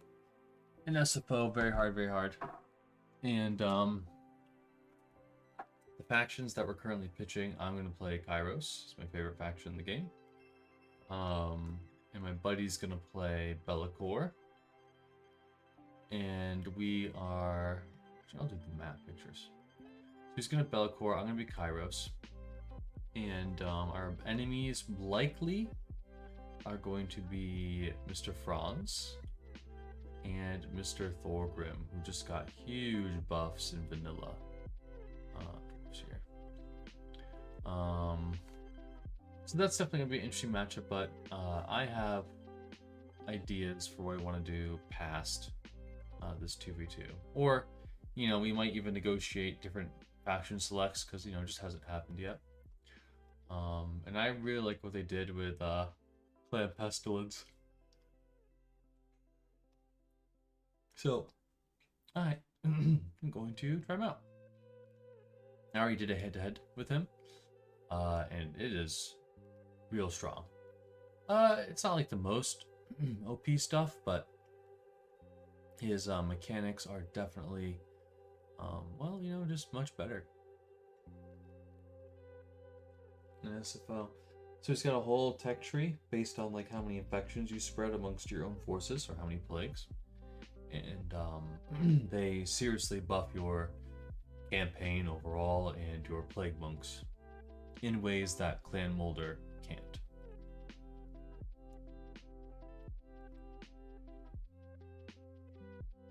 I don't think you're picking up any game audio. Hold on, we still got the Diana sessions thing going here. Let's just stop that real quick. And then let's add an audio source.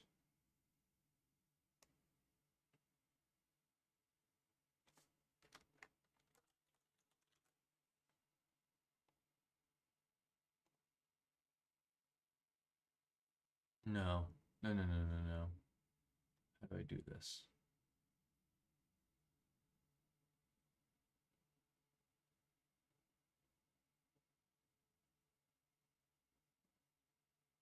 I could just do desktop audio.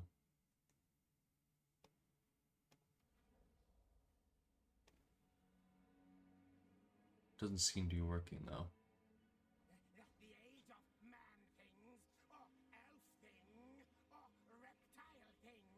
That seems to be working.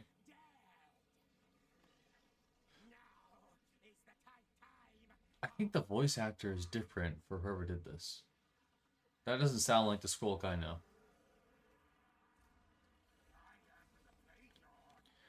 The Plague Lord. So SFO changes a number of things about the game overall. And actually, let me just like look to my stream real quick because I want to confirm if the quality is okay.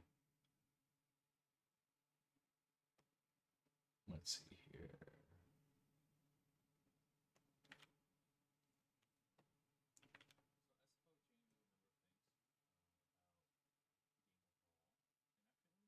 It seems a bit jittery. Let me just like zoom across the map. It is jittery. You can see those pterodons like blinking. Maybe it is graphical.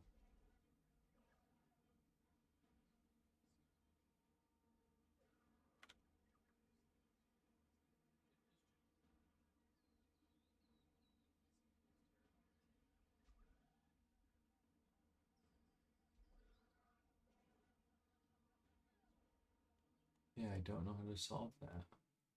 Is it bitrate? Because my game is fine. It's like fluid. I feel like it's OBS. Let's see here.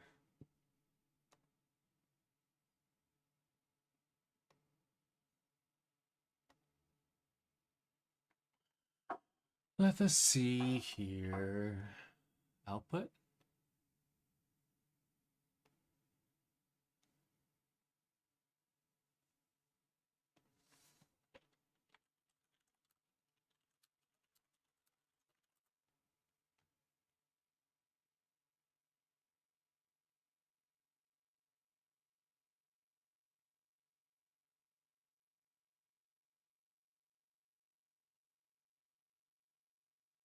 All right, let's increase the bitrate then.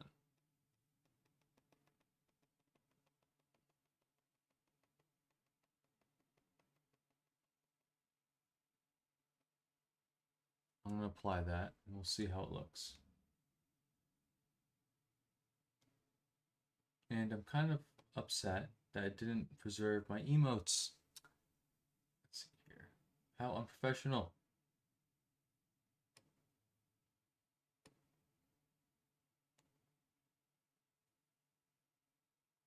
Wait. Counting. My channel. Click. There we go.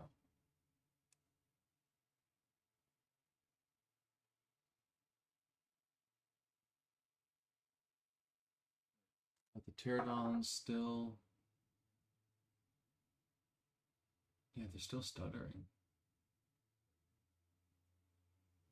Okay. Well, I'll figure it out after the stream. I'll maybe message some content creators. Be like, hey, how do I fix this? Okay, cool. Actually, well, I do need to fix my YouTube chat title thing. So, I thought I saw a tab for it. Yes. Copy.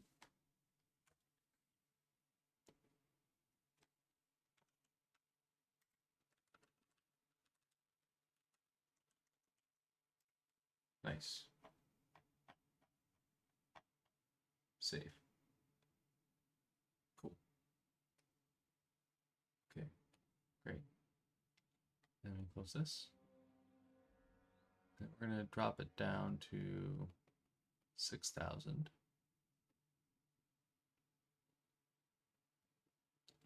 Apply. Okay. And we're just going to go from there. So, anyways. Yeah, a lot of stuff's changed. Overall, they've like they've balanced the factions. And how they kind of do this format-wise is usually like they give them unique mechanics. But if they can't do that, they give them like stat modifiers in the meantime, and then when the development team has time for it, then they give them the unique mechanics. Because honestly, these days, CA is putting out just a lot of like DLC power creep, and if you're not playing the DLC power creep, you're just kind of a shitty faction. Long story less long. So here are unique effects: plagues unlock clan pestilence technologies and faction effects. Chance of spreading plague 100%. Diplo relations with Nurglish factions 25. Plagues bolster your forces and nurture your settlements. Construction costs for Plague Cauldron, Pestilent, Plague Abbey buildings minus 50%. Right cooldown minus 15 turns for the Pestilent scheme. And we have a unique unit, the Anointed Plague Monks, only recruitable by our faction here. Let's take a look at those. So the Anointed, they have Dampen, that reduces armor and spell resistance. And they have this effect: as they take damage, they get more resilient, which is pretty neat. I think the Sensor Bearers are more DPS focused. Let's see here. That's Anointed. Sensor Bearers. So Sensor Bearers have Contaminated. They have more weapon strength. And they do AoE damage. They have like little mortis engines on them, which is really cool. Another great trait for Plague Monks is that they're unbreakable. Right? They don't just have high leadership, they're straight up unbreakable. Immune contact effects is nice, and physical resistance. Actually, something I just noticed now: expert charge defense. So these guys can hold the line pretty well. And yeah, they're pretty dang good. So, while I am on very hard, I'm only like simulating this for the purpose of multiplayer play, which is like a lot harder. And if I find I enter a battle that like I know I could win in multiplayer, I will reduce it to easy just to auto resolve out of the way, right? Because like, to be honest, this difficulty setting, it's pretty brutal. Like, it's gonna just kill tons of my rats because I'm Skaven and it just does not respect my little minions. So it's gonna happen quite frequently. So the problem with Skrulk's campaign is really just like everyone around him hates him. Like, this guy's gonna die immediately, right? Itza's gonna eat him up. This rat, he'll stick around for a while. In my last run, he only survived to like turn 20. And then we have lizards, Sotek, high elves, and then across the water is Oxyotl, who will declare war on me. Although Oxyotl will be fighting Tzeentch and stuff, but like if I don't militarize or do something down here, he'll just invade and eat up my territory. In the last run I did, I just built walls everywhere basically, and that helped. But it is quite challenging. I had another run where Rakarth came down from his starting position and eliminated the Tomb Kings and actually took out Sotek. I don't expect that. Well, it didn't happen this last time I ran it. It happened like a really long time ago. So, unreliable. The tech tree is pretty much the same, to be honest. But here's all the new shit for Lord Skrulk. So when you start researching this, you lose pox samples, which is your kind of like your resource to get more of these technologies. Pure recruit rank +10 for Plague Priest is sick. Filter Generation, which lets you heal units in battle. Screaming Bells, construction cost, base weapon damage for your characters. Hero action, physical resistance for characters. Campaign movement range when you're in your own territory. That's huge. Escaping corruption in adjacent provinces is nice. The monastery is for like buffing your troops in battle. So we have 20% missile resistance, weapon strength, physical resistance, plagues for plague claw catapults, speed. Actually, it's funny because the plague monks can hit like 55, 60 speed, if I recall correctly. And the final blessing is so good. So with the first 200 seconds, ooh, it's 150. I think it was nerfed. I think it used to be 200. So anyways, yeah, they cannot die for 150 seconds at the beginning of battle, which means that, you know, like the models themselves don't die, but they take damage and 100% charge bonus. So this really incentivizes you just to throw in your plague monks as soon as possible, which is fun. Although this effect is not so good in sieges, because like it just takes a while to get into the city, but it's really great for open field battles. Also, you know, I mean, if you're fighting a kiting force, plague monks are already going to die to that, but this will not help you against like Way Watchers or Outriders. The Vile Tide, -2 control enemy provinces while where an army is present. Casualty replenishment rate +50% for characters. Attrition -25% when under siege. Recruitment cost -25% for Plague Monks and Plague Claw catapults. So a lot of goodies here. Another thing to keep in mind is that there are no supply lines in SFO. Usually things are just expensive to recruit. And that kind of like is another balance point because in vanilla, some factions have supply lines and some factions don't. And on higher difficulty settings, the factions that do have supply lines are just punished. And it could really swing the outcome of a head-to-head depending on what difficulty setting you're on. So let's do this. The first decision is that the Plague Priest should stick around with Lord Skrulk. There is a line where I take him right to Lustria, or right to Cathay, so that I could speak to Deathmaster Snitch and try to confederate him. Deathmaster has a skill that increases your hero and Lord recruit rank by 3, and that's really good. But is it worth it? I'll also be able to Diplo eco over there too. So I'll be able to join wars and strike pieces and all this stuff, and that will give me more money in the long run. And when I first started doing this, I felt like the Plague Priest was redundant with Lord Skrulk. Because they both, like, you know, they have the same spells, right? So why would you need multiple instances of that? But Lord Skrulk actually quite quickly has like unique skills that he can dip into, right? And you really want these at high level because they do a lot of powerful things. Heralds of Decay you could skip out on, not really important. But Plague Lord is huge. Getting more characters and recruit rank and upkeep off is great. And Loathsome Appearance is amazing. -15 enemy armor is great. This further reduces armor. Wither. So Wither is a spell I like in vanilla. Shredding armor by 60 is a big deal. In Overcast, it lasts a while. In SFO, it also hits melee stats. So there is a lot to like here. I think Pestilent Birth is perhaps one of the weaker abilities. Excuse me. Like, Plague Monks are nice, but they're not AP. I don't think 13 or 12 Winds of Magic is really worth it. I think Plague is really strong, though. Because that could kill Cab, that could kill armored characters. It lasts a while. I think that's the spell you want to be spamming. And then you could throw, you know, Vermintide with your chaff, right? I think Wither works great with your slingers. So it actually, what's really wild is that there's a synergy between your Skaven slaves in this because they have like no AP. Well, if you reduce their armor to 0, they're doing full damage, right? So really good synergy there. Um, so anyways, I'm gonna be going for these skills and it's a bit of blue and a bit of red, and I might pick up just some starter spells. Like having another instance of a Vermintider is nice.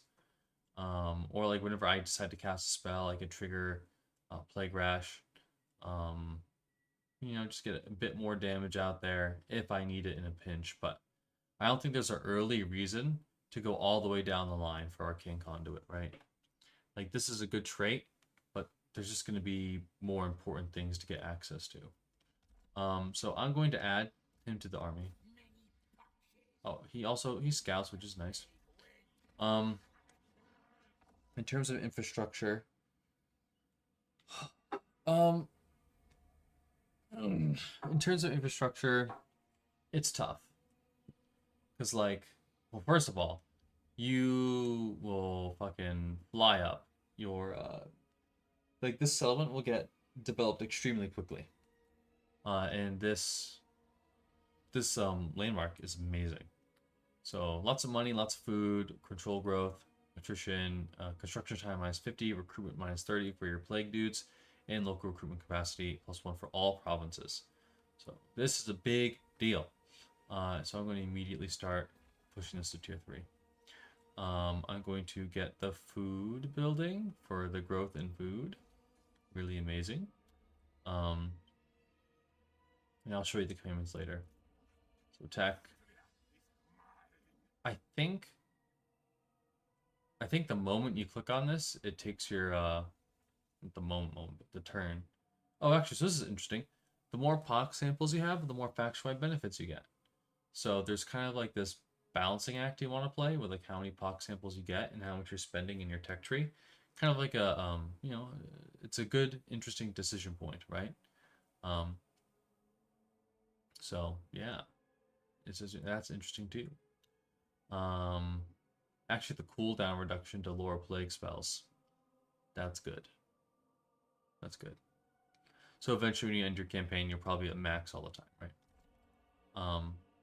So I can't recruit any regiments of renown.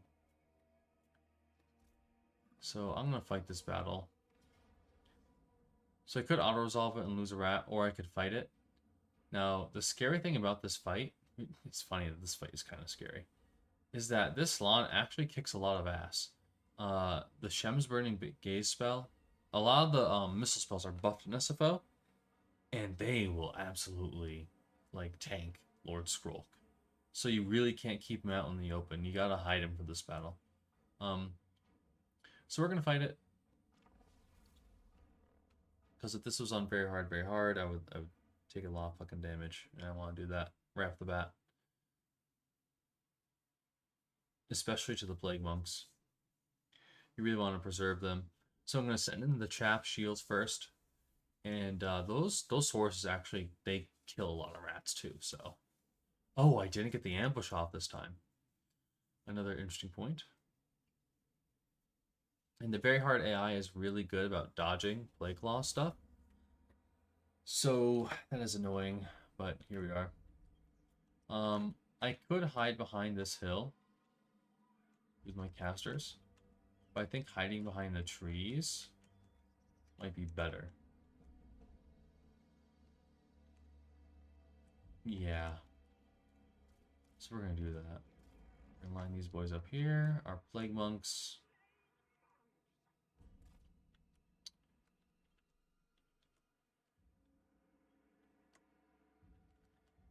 There'll be a wide flank. A wide flank of plague monks. We'll do our slingers here. Our catapults will go here. We got plenty of range. And the characters will go here, which I'll keybind. So we're going to start pivoting immediately.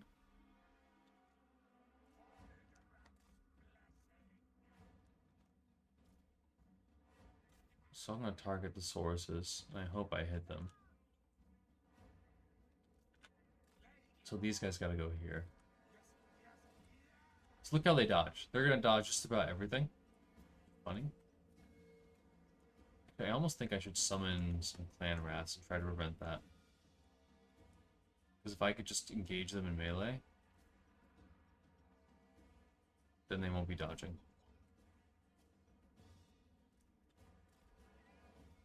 So I gotta be really careful with this deployment. He's gonna go here. He's gonna go here.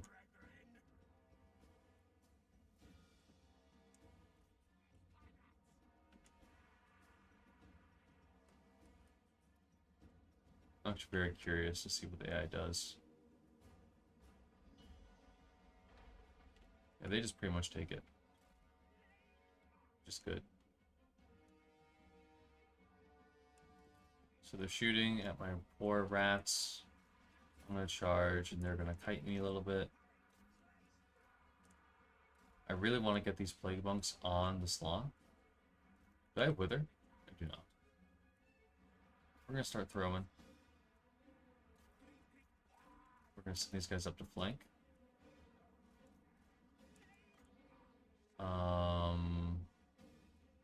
My plague monks are going to engage the sources.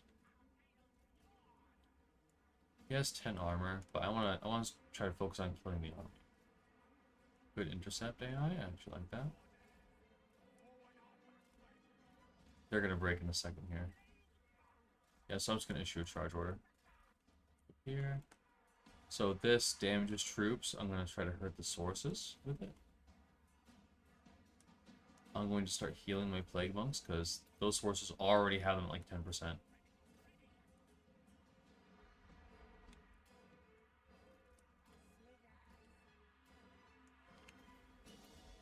A little blessed with filth from the woods. I actually think I'm going to disengage my plague monks in a second here.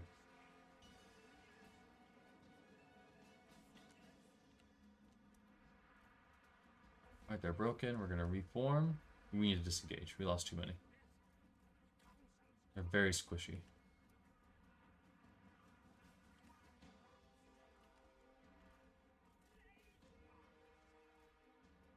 I actually don't want them in the battle anymore, pretty much. Okay, you could sling.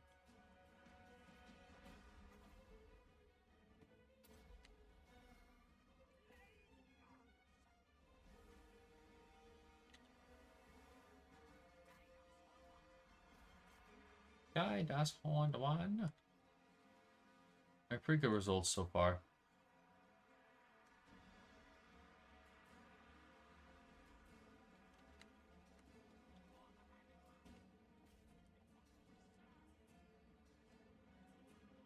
Alright, we're gonna move the slingers up to like basically point blank range.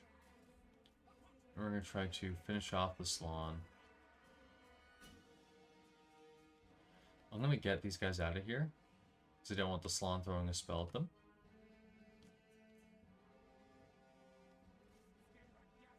Fast forward a little bit.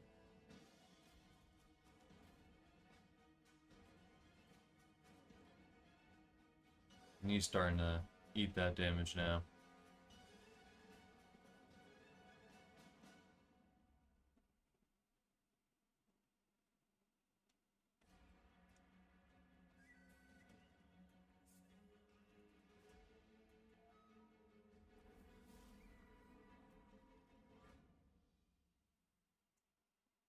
I'm pretty sure he's dead. I don't think he does run away, but just in case. Yeah, I think that's all we're getting. One more attack? Just one? Are we faster than him?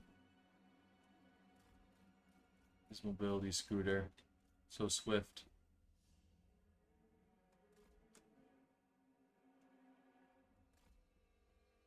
Slow him down, rats.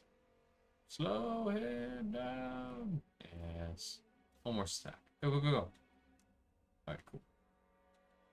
That only tickled the barrier, though. He's away. He's away. Already.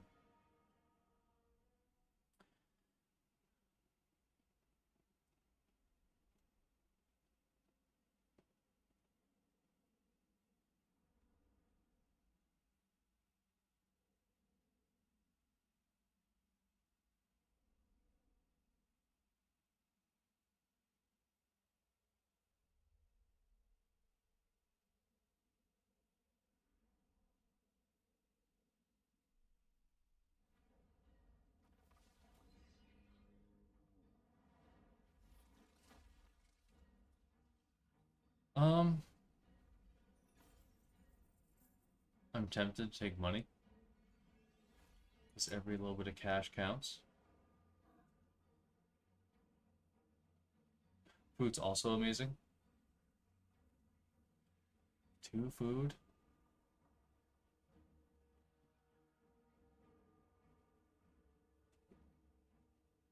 Hmm.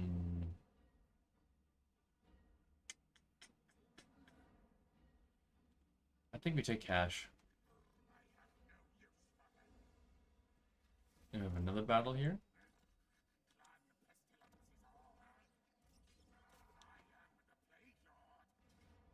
So this battle is just against skinks. Instead of having to fight it out, I'll put down the easy because I would trivialize that fight. Easy victory. So going to tier 2, it just isn't worth it for this province because we escalate so quickly. And having low food really sucks, right? That actually hurts our growth, so we're not going to do that. We're going to take it. So we're going to take Route Marcher for more movement. We have the Plague Pack. We don't have to recruit them this turn. We're going to get, I think, the growth building or the food building. Oopsie. So we need the Warrens. So we're going to get the Warrens for more recruitment capacity. Now we have our commandments.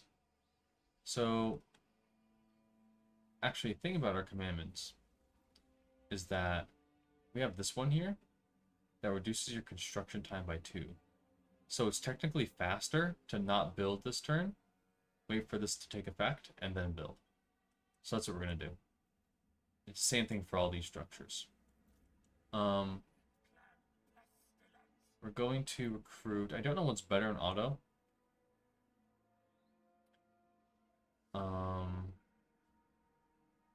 But we do need spears, because we have a lot of infantry killing power. So we're going to get some spears. We're going to recruit a lord. We're going to get... So the warlocks, I feel like, are the most efficient for auto battling. Engineers and seers, or warlock masters and seers, are probably the best overall, but I want early auto resolve strength. Armor for Skaven slaves and rats. Casualty replen's also really good, but I think armor will swing auto more. So I'm gonna get him. And move him a bit. And we're look at Diplo. So a lot of people were at war with Tehenowin. So I could do this. I could join war against the rat. Get some money, because he's gonna die really quickly, right? I could go to him. I could get peace. Get some money. Look at all these deals. Oh my gosh. He wants to be a defensive ally. Oh, hold on. How much more money can I extract? Okay. So he's going to be dead next turn. Let's go to Henowin. He does not like the deals I just struck. Just funny. We're going to join war against a Brazen Throne. Get more money. Sentinels. I could declare war on Rakarth, but he might come after me and not declare war against Sotek. I'm not going to declare war against Itza. That's too dangerous. I could declare war against the Mutineers. And that is that. There's no other move I can make. I could give someone a gift. I could give this guy a gift, actually.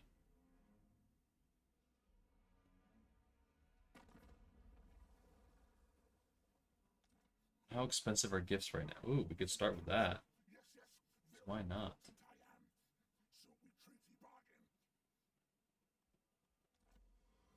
Okay. 4,000.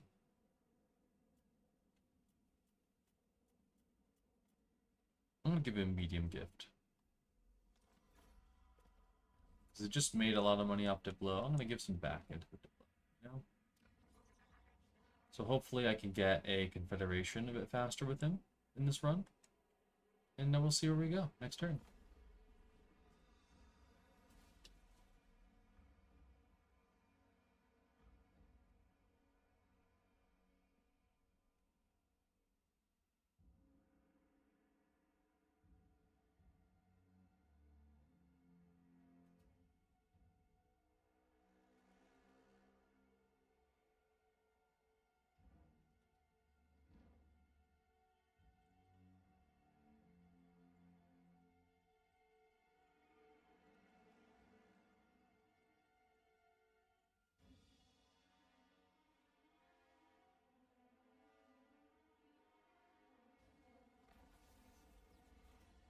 So SFO gives you a bunch of these options. I actually don't know if there's consequences for these things.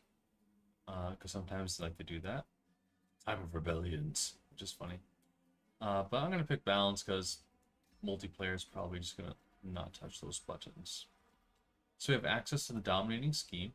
We're going to take this to Tier 2. We're going to hit that Dominating Scheme. Get those discounts and growth and other goodies. So I think this is kind of... We're gonna kit this guy out as a caster. Dedicated. So I think a play pattern you could do, it's an error, is attack the sentinels here. Now the thing is they have a walled settlement with like a decent garrison. And this flag indicates that there's an army here, actually. So it's just like kind of a tough fight, and you don't really want it yet. Also, our territory goes all the way out to here. So we could actually just move this way and recruit. And threaten Chupiotl instead. We'll do. So Scroll will finish his stack. I'm going to give him a Slinger and a Warrior. And then you, because you love your rats, get a mix. He loves his foot soldiers. We're due to have another growth spurt in 2 turns. Oh, I should have stopped collecting. Well, if I...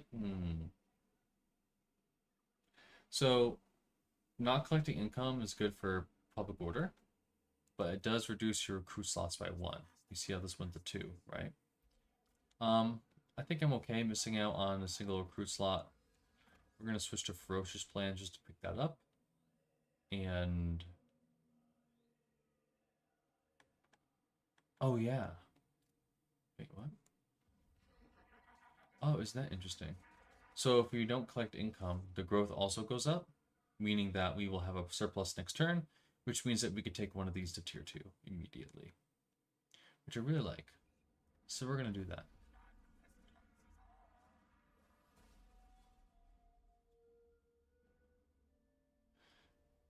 Now, Skaven and SFO have huge public order issues. It's rough. But you make do.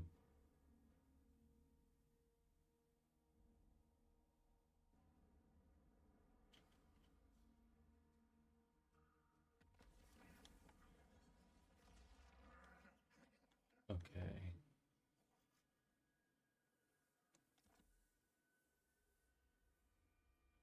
So we're going to develop Supertune because it's like in this little corner. We like that.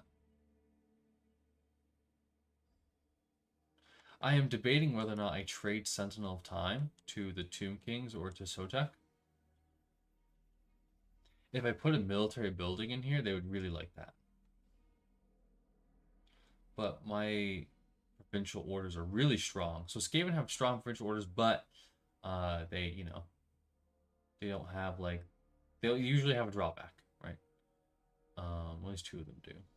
3 of them do. This one, this one, this one. I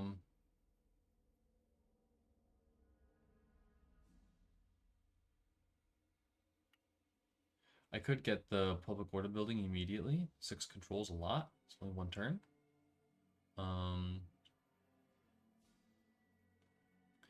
So this gives chieftains, so we want that.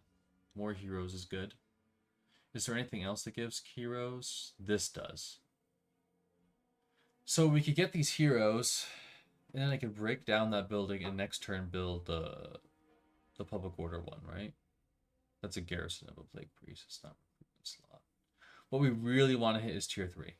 If we could rush any building or any settlement tier 3, we could get plague claws, and they perform really well in auto resolve. So we're gonna do this for the heroes. And then we're going to switch our expansionist planning to probably this, so we can delay the rebellion. It's only a couple turns. Part of me feels like I just want more food. So we'll do that. We'll switch to food. The rebellion's not going to be for 3 turns. So I could start recruiting the Lord next turn. Alright, we attack.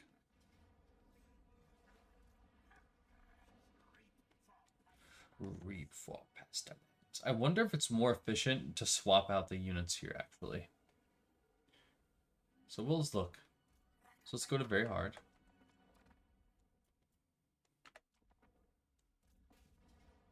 Oh, still says decisive low. Okay, so what we're going to do is we're going to quick save it. We'll auto. Alright, I'm going to take a screenshot of these units, actually. Sorry for the sound if you heard that. Then we're going to load it. Take it and load. So Control L, great hockey for just snapping into your last save. And then what I'm going to do is I'm going to compare the results against swapping all the rats into the other guy's army, because he gives them armor. Watch it be worse. I bet you it's going to be worse results. Just because.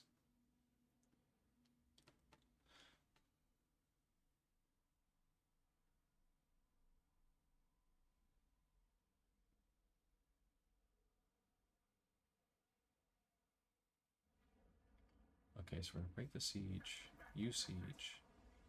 Back, brethren, back. Circle. Put all of our little rats that get armor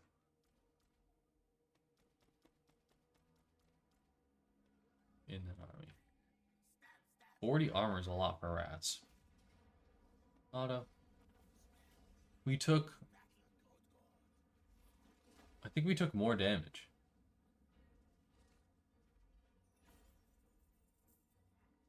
I should have just looked at the losses. I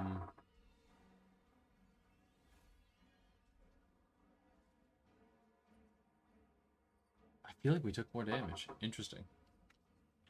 We're gonna Control L.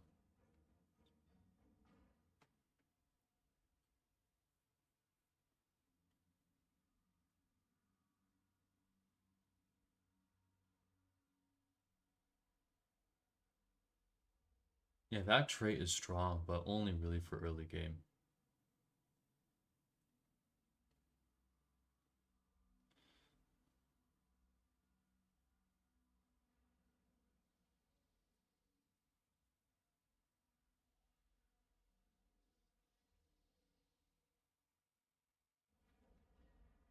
Alright, we auto. Yeah, it was like 730 before. Something like that. So, we can't hit tier 3 yet. It's not worth it. And then we can recruit. You're in Liba Bubonicus. Here. So slave capacity is really interesting. Every green building, I believe, gives you Skaven slave capacity. Even this one? No, just the core ones. So over the course of your campaign, you'll just have like, 100 of each type of slave, and then you'll just cram them out, right? Really fun. We're gonna repair because it's so cheap. And then we're swapping. And then for tech. Recruit rank for the rats is good. Yeah, we'll just continue on this line. No reason to deviate yet. Top Plague Lords are great. We're going to go for Ancient Cunning. So our stock attacks are more successful. And also we'll be ambush baiting. Let's check on this guy. He likes us even more. He really likes us. Amazing. So I don't think his vision grants us another contact. Brazen Throw.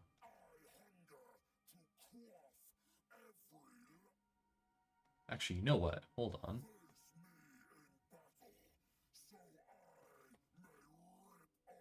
Damn. Yeah, declaring war on him caused that. There is... So if you play Kairos and you get to this faction before Oxy kills him, you can vassalize him. And that derps out Oxyotl. But that would mean war with Sotek immediately.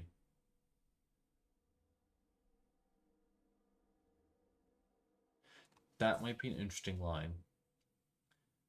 I don't know how I would get access down there. I could send the hero down there immediately, perhaps, and try it. But forcing war with Sotek, it just isn't a really good idea. Peace? Peace. Give me that money. Okay, cool. Some more cash in my pockets. Gotta love it. And I think we just passed the turn. Nothing else to do. I could recruit another lord. And we should do that at home. The Grenade Prophet. I love Graciers. Growth plus 20. That's interesting. Even more growth? Minus growth for local enemy provinces.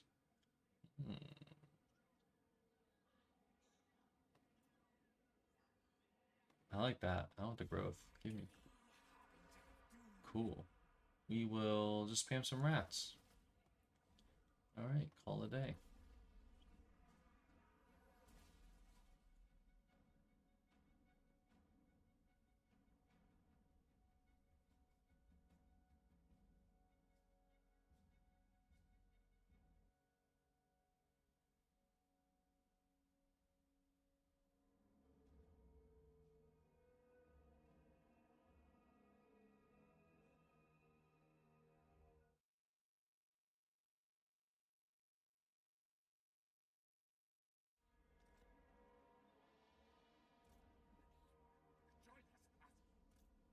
So he's trying to aid his little settlement. Alas. Oh, I forgot to get the characters. How about we get them now? We're going to have a rebellion shortly. And I want to escalate that. Yeah, awesome. So we could go back to expansionist planning. Get this. Yeah, because that doesn't matter. Supertoon, we could start building the wall there. This is another capacity for assassins. Could get that. Probably get that.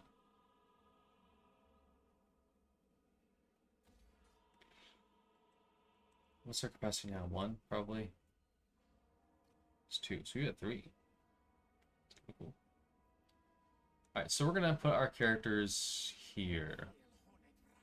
Because I want them to get XP for that fight. It's kind of neat. I like that. It's a good idea. Armor, though. Armor's good. Control. Huh. Get our XP back. Melee attack plus 10, though. Alright, so we're getting this guy.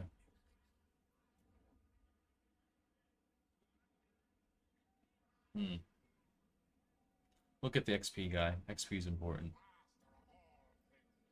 Master of all things. Running out of money. Sadly. Minus 10 armor. That's what we get. We get the fucking armor shredding guy. Hell yeah. Cool. We got some defenses. So we need to swap this out. Actually, because we need to turn our landmark as soon as possible. It's so strong. So maybe we don't even go for a third assassin. We're running out of money anyways, right? So I think we go for the control building or growth.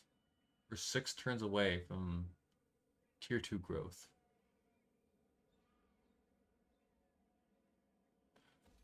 Fuck it, I think we go for growth. Because we have an army here to handle rebellions. Okay. So you're gonna come down here. Skrulk is going to murder this settlement. Let me go to the side of it. See, that's an important detail. If this guy gets in the way, if your characters get in the way, they could shorten your distance. That would have prevented my attack. We'll auto. Are we still very hard, very hard? We'll take... Hello, game? We are. Okay. Let's see here. Expected more losses.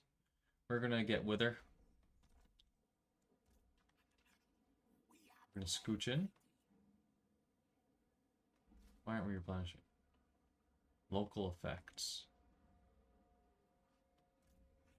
He's replenishing. Is he a swamp? Is it like a...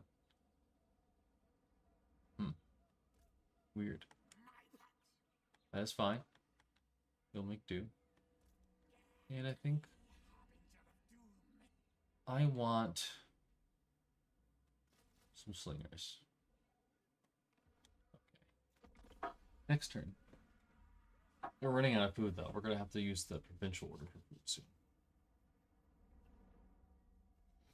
And I think that there's a tech that increases your food capacity. I think that's from the public order building too, so probably have to invest. So he went back to Southern Sentinels, which we could ambush bait, which we'll try to.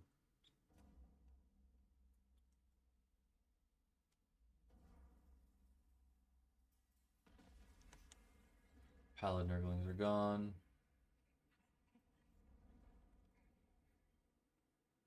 Okay, Knife got loyal. Lovely. Our rebellion is going to be here next turn.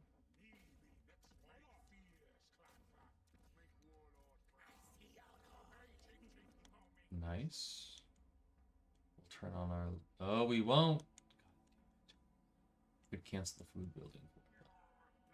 So another route is to like start murdering the high elves. Doesn't seem good at all though. So we'll go here. You go here. In March stance. Make me Foful. Ambush. He'll go into his territory. Only 46%. It's pretty low. I could start sieging him and try to like force a fight in open field, but the garrison's crazy. So we kind of need to ambush him. We'll increase the growth. And I need money somewhere.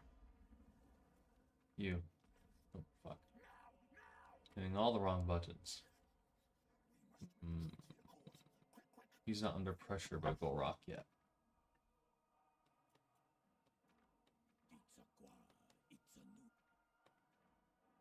I could declare war against McCarth that money.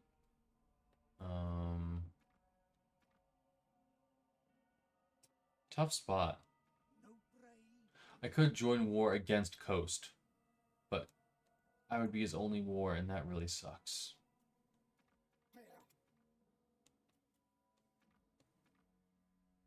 I want my money back, rat. I could sell a settlement. Feels kind of bad. Could do that. Because, I mean, like, if I confederate him later anyways, that's fine. And usually fighting breaks out. And I'm only making 56 a turn. So let's see what he likes. I think that's worth it. Because now we have even more treaties with him. So, now we get that tier 2. And it's 3 turns to the next one. This is the growth one, eh? Still 3 turns. And we do want that rebellion, so we're going to keep it on. Okay. We will repair this because it's easy. Rebellion good, and turn.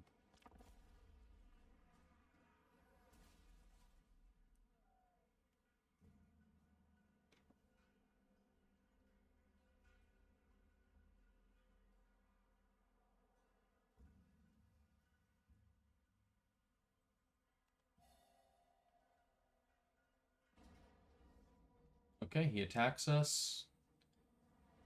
I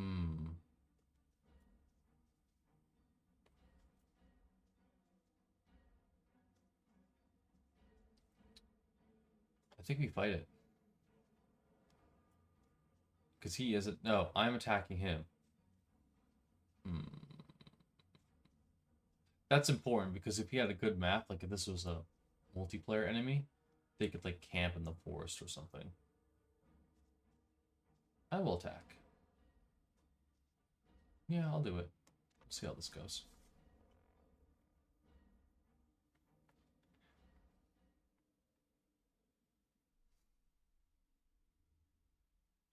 Oh, wait, hold on. Oh, no, I set that up. We're good. We good. Oh, is the desktop audio duplicating these sounds?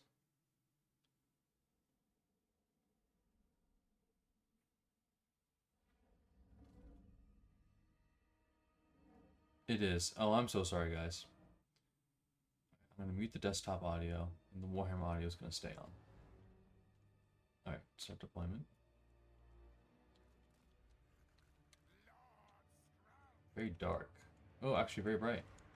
Okay. So there's no reason for me to post up in the forest unless like I really want combat bonuses against the cold ones. I'm just gonna wait for my reinforcements. So we're gonna split these guys up a bit. You know, the armies felt a lot smaller on the battle screen. This. I like having shields towards the flanks, because often people will like try to pick at your flanks with skirmishers or archers. They don't fire into the middle. We will have one unit here. Actually, we'll put one unit of slaves in front of each catapult. They won't really interfere with the catapults firing if my memory serves. We'll have one out here. Oh, you know what? I forgot to recruit the plague pack. That's okay. We'll put some spears in front too. More layers is good. We're gonna put some spears embedded here. And here. There's just more mass in case they try to push through. And then we'll have a unit of reserve spears. We're gonna kind of tilt this like this, because if the enemy tries to like engage our battle line, it takes longer for them to basically wrap around the formation. And it gives you better coverage. I'm gonna put one plague monk out in the open. Like this. And this guy's gonna stick in the woods. Now, sometimes what can happen is that you know, the enemy will kind of get focused on the battle, and then these guys can just like march out and flank, right? And that can break that side of the battlefield and swing it in our favor. All range units are going to go in guard mode. Very important. And this looks nice to have them out in the open, but it's actually better to have them, like, you know, in the front line or in something. I'm going to put Lord Skrulk in the front line because, to be honest, he kind of kicks ass. He's got low HP, but 55, 45, 400 is good. And I think he's got that AoE effect too, right? So he is very strong. He's got regen too. He's not fucking around. This guy is going to go with this side of the spears, because that's where our other plague monks are. And with that, let us commence the bloodshed. Watch how they dodge.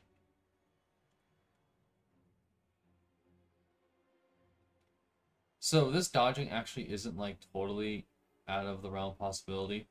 Like if you're a player and you know you're just like marching up and all the catapults fire at you at once, just hit halt formation. And then wait for them to land, miss, and then you march up again. So it's not really that big a deal. In fact, I'm going to kind of tell them to stop.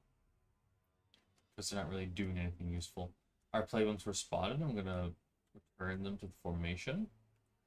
Because I really don't want them to get eaten up by those cold ones. Looks like a fight's going to happen anyways. We're going to throw down a summon. Bring these guys up. Counter charge. Good. Alright, I'm going to play now. So, forces are being committed. I'm going to fire into point blank. Okay, and he's swinging around. We're going to counter charge. Alright, this guy's going to charge here. Skrulk is going to get messy. We're going to swing like this. They're flanking my flank. You guys need to go up, go up, go up. You can come over here, you can come over here. You can get involved. We need to start healing those monks, they're dying.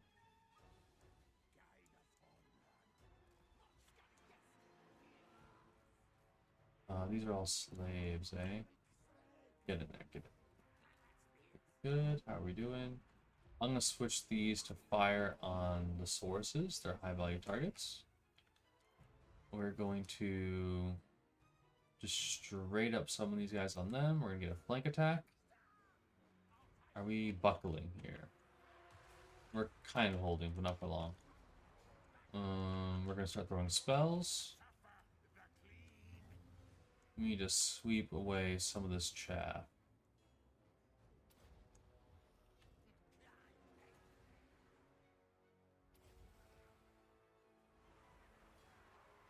I should have let that resolve first, and then did it. Alright, we're gonna hit them again.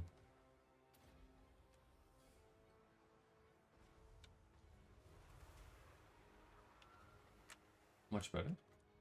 We're gonna hit them again. Okay, cool. That side is breaking. Good, you come over here. Good, you go over there. You need to start engaging. Skrulk shouldn't leave the battlefield. 72-55. I don't want to fight him directly. I don't even want him to fight the horses. This is a really tough pickle. I'm going to rear charge. I think rear charge is best. We're going to Bless with Filth, which adds poison damage and a bit of actual damage on top. We're actually going to snake these guys up into the opening. These guys are going to sit in reserve. We're going to rear charge these cold ones. We're going to come up here.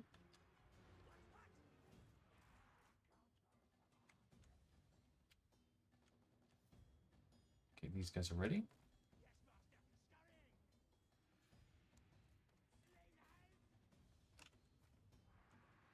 So a mistake I kind of made was I let the enemy range units get into range of my artillery. Where are my artillery in the list here? Did one rout? One must have routed already. Yeah. So that was a big blunder, right? You could see their corpses. So to avoid that, I should have moved up my front line to stop his front line from engaging.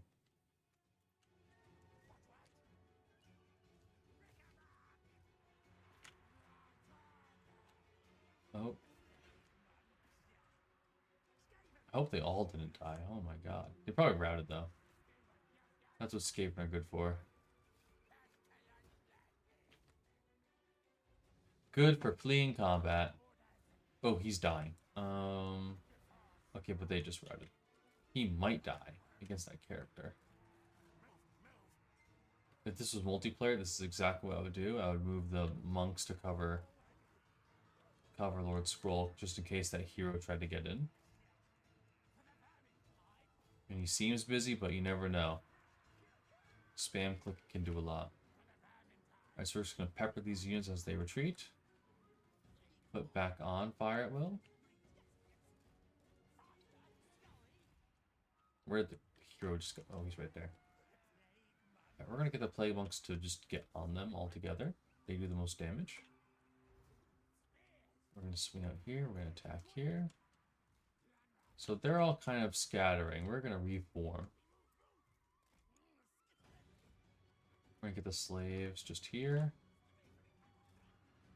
Okay. So the catapults should basically, you know, assist in keeping people from returning. I really don't want to throw a spell at that. Murder. Everyone get back. The plague monks are working down his character. Minus 10 melee defense. Whoa. We're gonna bless with filth. Okay, cool, victory. So this battle was an open field. So I want to try to kill as much as I can. Chase that, chase that. Chase, chase, chase. I'm gonna try to knock them over.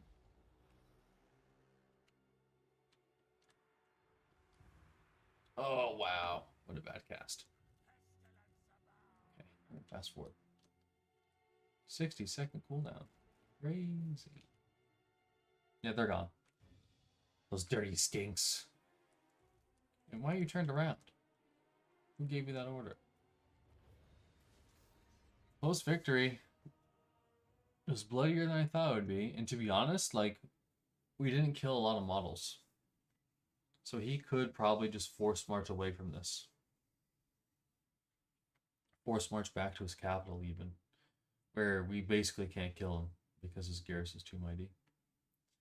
Yeah, so that capital got no kills, but a lot of the models didn't die, so counter blessings there.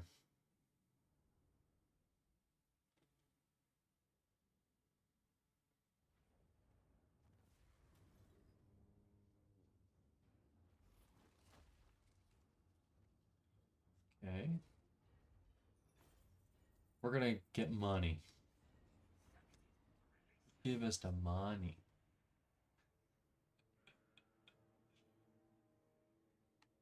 Don't talk about love. Give me your money. That's from Mokoko. Hololive. Too funny. How come we're stopped? Oh, because we destroyed the building, right? Yes, fuck me. Okay, well, we're gonna try attacking. We got the ambush off. So, oh, and we got the garrison. Sweet. Murder. All according to plan. We're gonna get food because we need food. This city nest now mine. So he could just chill here, or he could try to unite with the boys. A disaster scenario would be to like put him in the Sentinel of Time, and then Henneman just comes up and murders him, right? So I think I'm just gonna have him chill here. That's kind of like, you know, some help. Just a bit more bodies in case a battle happens here.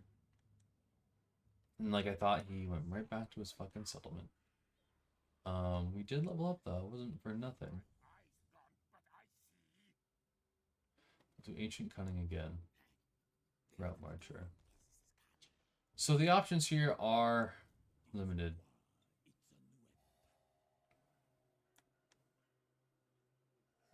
So there's a technique. We basically need to get him into the Mangrove Coast. Or we need to be at the limit of his movement range. And that, I feel like that's going to be super far, right? Because like if we catch him again midfield, he'll just route away and nothing will happen. We'll be back in this position. I don't know what the best answer is, because I could move like down here. And then hopefully he attacks at the extent of his range and can't escape. Then I murder him.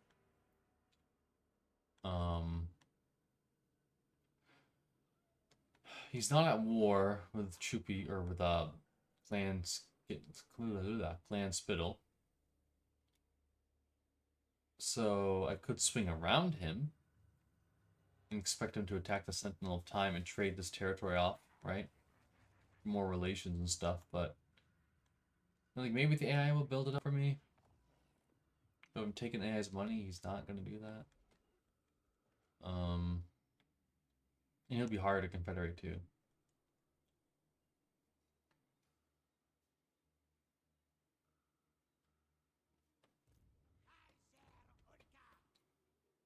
There's no way. There's no fucking way with those Bastildons. We could wither them, but like they just have a lot of HP too. And the Croc, there's no way.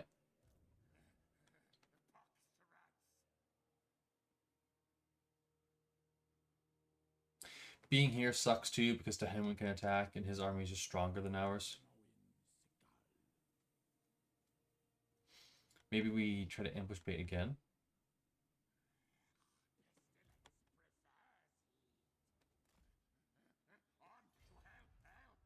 On to hell.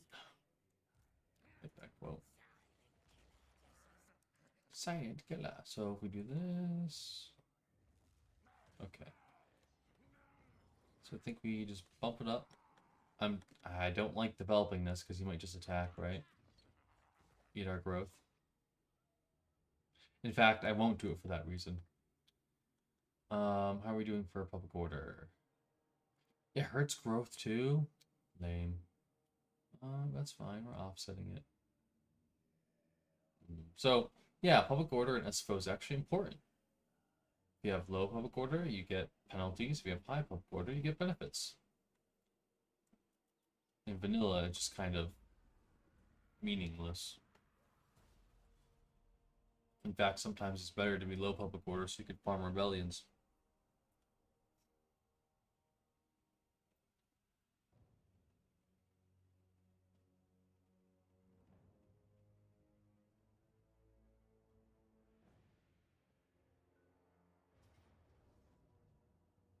We were going to take this. So we could have taken the auto last time to guarantee kill his army.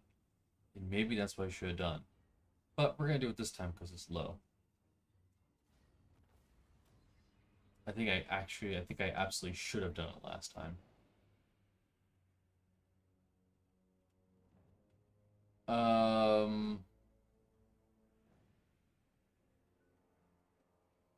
We do. We gotta enter it. Why did he do that? Why does he want battle? Actually, I could declare war on Itza and force him into that. We'll take this and take the money. We should have taken food. Food's a flat value. Anyways, I could declare war on Itza right now. Because that might make him want to confederate. Look at my paunch. Look at my paunch. My paunch is amazing. Yeah, he ain't going nowhere. I'm gonna declare war on him.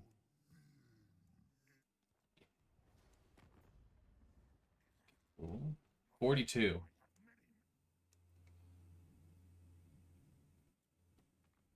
That's bad. That's bad, boo.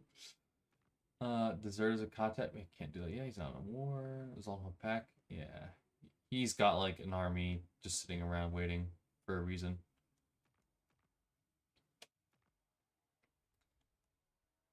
He's got an army just chilling, waiting for a reason in Quetzal, right? We don't really want to incite that. Like, clan rats are just clan rats. They're not gonna murder Sora stacks. Get replan. I could move these guys back into his army and try to ambush. It's a very ballsy move.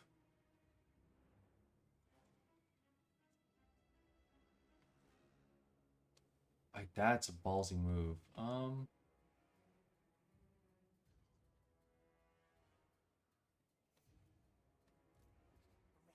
I feel like that's a move for next turn. Let's get spear shields. Whoopsie, I said spear shields.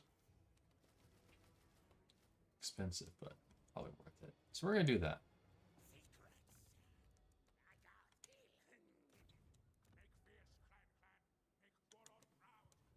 Make Warlord proud. Okay, cool. So because we won that battle so decisively, we're gonna grab... I mean, Vermintide feels like the best option. Wounds and Magic -2. It seems like the best option. Cool. So we will siege. So the purpose of sieging is really to prevent him from recruiting.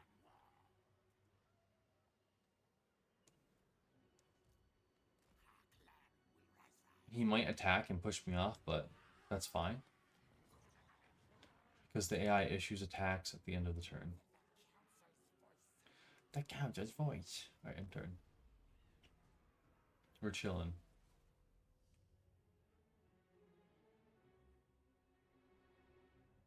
Okay, Sotek wants to fight.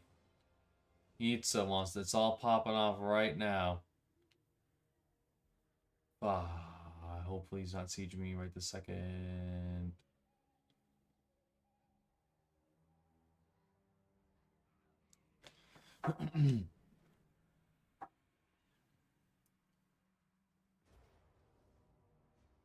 Okay, we retreat. That's fine. The fact that he didn't recruit is a win. But I guess I should be doing that with just the minor character. It doesn't have to be Skrulk. But now Tehenuan's going to be hunting us. I can already see him on the map. So Gorok is angry. Because he's... Can I attack him? I think he's just outside. Let's check.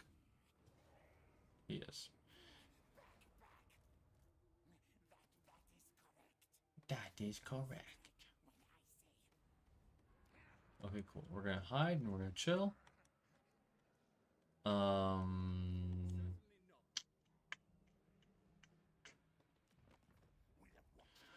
Wow, I could confed him already.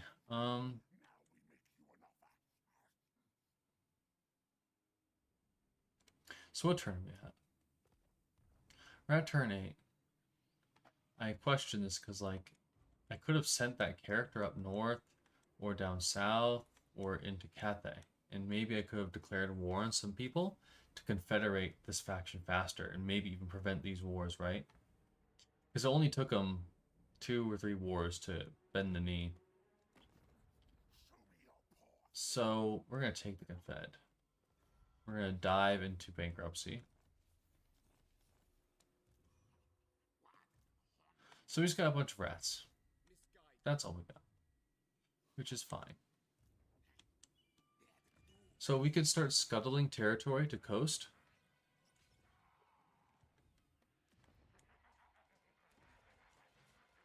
Which is probably what we want to do. Because, like, this settlement's not going to get us much. Longmopek holds most of it. They will not likely be my last. Alright, cool. So we do that. We have a... Oh, this one. That's worth a lot. But I don't think I could trade him that. I could trade him the altar. Or souls for my crew. Altar.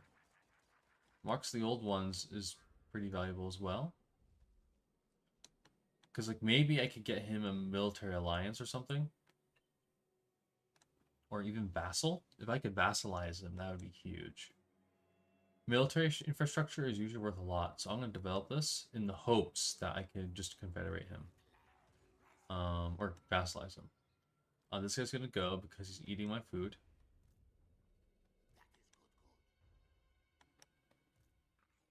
Oh, actually, this is kind of perfect. I actually... The problem is I don't see Tehenuan. He's either right here or he's right here. I suspect he's not trespassing, so he's probably up there. What we're going to do is we're going to siege. Because we can't let this guy... we can't let him recruit. So we're going to force march. Elves kick a lot of ass, actually, so... This might be horrible. But we're going to come down here. We're going to swing.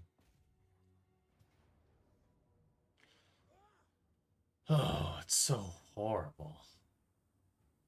33, 38, 35. 20, 25, 25. Like, I'm not sure if this is even winnable on the battlefield. I do have 6 summons, though.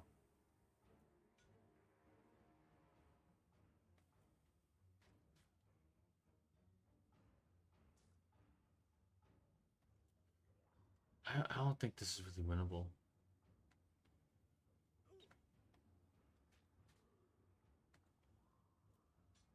Like, these elves aren't fucking around. A minute 28, or, yeah, a minute 58 on reinforcements. We're gonna fight it. We would have to fight this in multiplayer. Because, like, there really isn't a good option. And those archers are gonna get in range of the catapult, so I'm not careful. You know, wreak havoc. That is what they will do. I'll likely lose my front line very quickly. And if they decide to snipe Scroll King, he's dead in seconds. So this is the same battlefield as the last one. We'll swing over here. We're gonna play very reserved. Like, I want these guys like back here even. Shields up front. Spears in back. Actually, we're gonna do this. Cool. And the plague monks will hide. Damn high elves. Council's command. These is actually gonna stay. I don't know. Maybe right here. It's really important to place them behind a tree. This is a nice big tree. Because that will probably save us if the elves start shooting. Alright, we're gonna guard mode our range units. Oh, hold on, you boys. Guard mode them. No fire at will. Because they will just start dodging. Maybe we do want that. How many rounds do we have? 35. I don't know. That will slow their approach. And it'll tell me basically when I need to start attacking, right? So, okay, let's fast forward. They approach.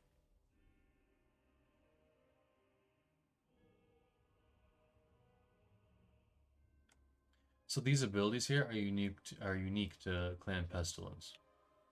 And you buff them over time with those techs. So they're being slow about it. That's fine. They have a big formation. You wanna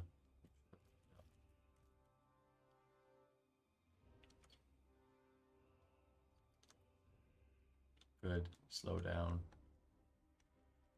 We're just gonna stretch it out. We're gonna be messy with it. I don't really care so long as it's alright.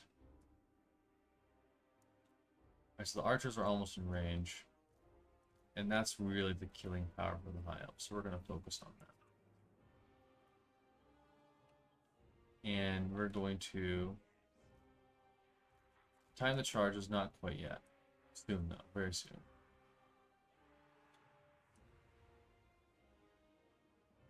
Ooh, juicy. Yeah, delicious. Love it, love it, love it, love it. Alright, these are gonna move up. They're shooting at us. We have to charge. Hello. I right-clicked. There we go. It's taking a while. We're gonna charge. We're just gonna move them all up. We don't have any spears over here. Oh, we have these guys, but they're not proper spears. You guys are gonna swing over. You're gonna swing over like this. Summon. Oh, did I just delay my summon? There's a bit of lag. Slingers will attempt to kill enemy archers. Good. Charge, charge, charge. We'll try to get charged. Plague monks definitely need to try to get charges off. We'll put 2 layers there for them to chew through. These guys will come over here. He will nuke these guys. We'll actually tell a catapult to fire on that group. You need to attack there. Okay, good. You're coming around. Lord Scroll, can you start moving up? Get a nice rear attack. Good. They're focusing down the monks because they see it coming. We'll heal them in desperation. Okay, these guys need to stop.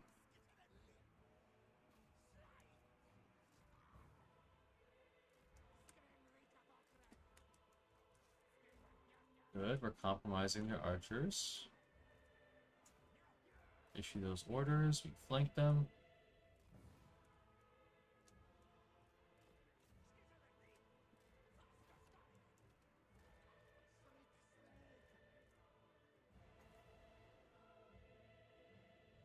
Let's break those spears faster.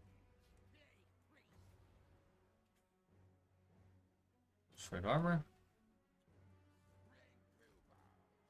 Awesome. The weight of numbers. The weight of numbers. Okay, those catapults aren't shooting anything really relevant. I'm hesitant to fire there, but we're gonna do it. Unlike most Skaven generals, I care about my rats. I do not want them to die needlessly. Oh, my plague monks. Ooh! They dodged the worst of it. Alright, I want them to get out of combat because they will fight to the death.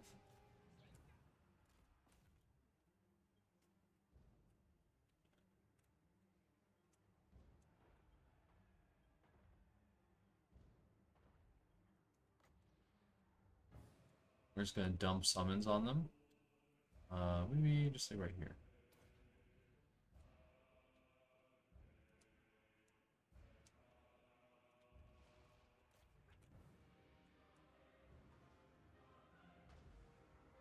Alright, the battle is just about over. I'm going to tell my catapults to shoot at routing targets. Because that'll basically keep them fleeing. Which is what we want. Lord Scroll is in a duel to the death. Assist him!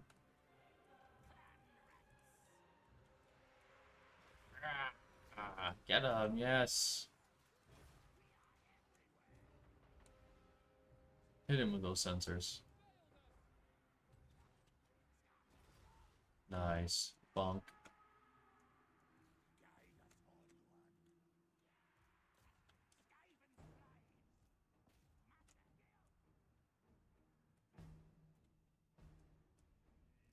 And fast forward, wrap this up. Throw another summon on them.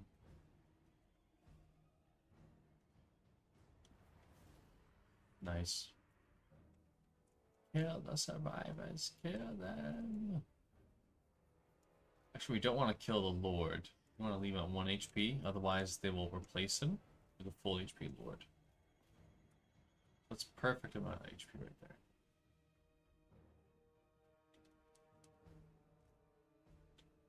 Nice. We're going to turn off fire at will. Well, actually, you can shoot them. You can shoot them. That's okay. Just don't shoot my troops. The trees. They're offering much cover. Those trees. Oh, that's the edge of the battlefield right there. No! Damn it! Okay. That went a lot better than I thought. Good job, rats.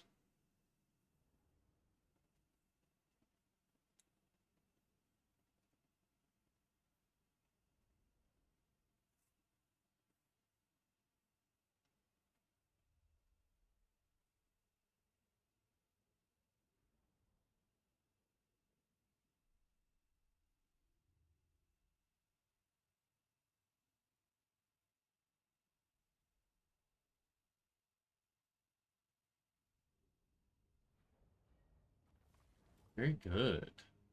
Lots of money. Ooh, ooh la la. Big money. Oh, and anyone's right freaking there. I would march, but I think I'd rather retreat on my turn. So this is actually really important. If I moved here and Dehenna would attack this march guy, I would be stuck. I would be forced to fight. Oh, I could ambush stance in hopes that he does not see me, but his path will likely cross me. I will probably have to disband this army.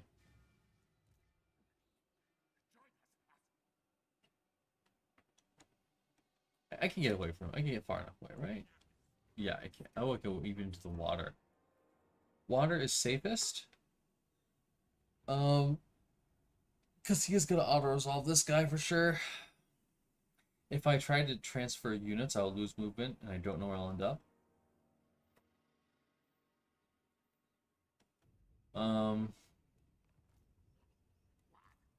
If I go into the settlement, he might be able to attack me, and if he does, I'd probably lose. So we're just gonna hit the water. Which kind of sucks. But it is what it is. This guy is doing his due diligence.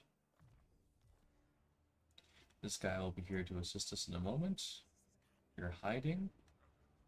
You're gonna level up. Amazing.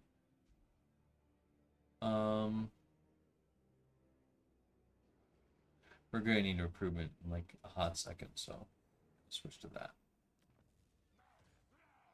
And at least I think we are gonna need it. No, no, no. Actually, we're not gonna need it. We already have enough troops overall. We could do more food for more summons in battle. Come in. Well, we're gonna lose this settlement or this province soon, so we're gonna go for food. You know what? I could have. Well, it's fine. So there's that fight. Here's his army. Very scary. Auto.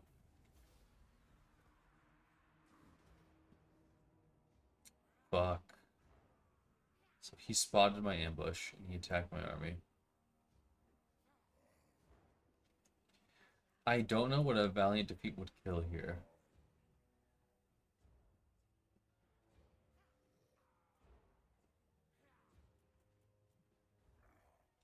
I think we just gotta cram out summons and hope.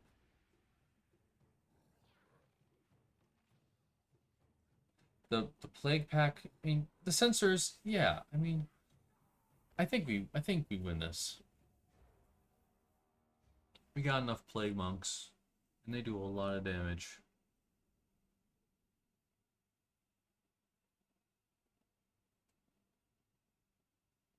Oh, reinforcement from behind him, eh?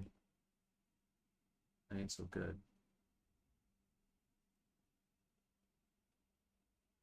Because he's between us, that's right.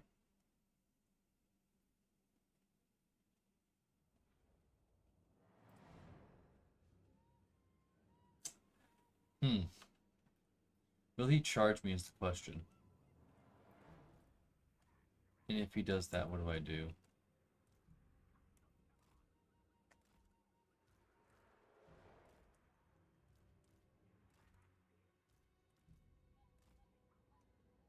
So we're putting these guys here because like a Bastildon will probably crash into the front line and we need them to counterattack.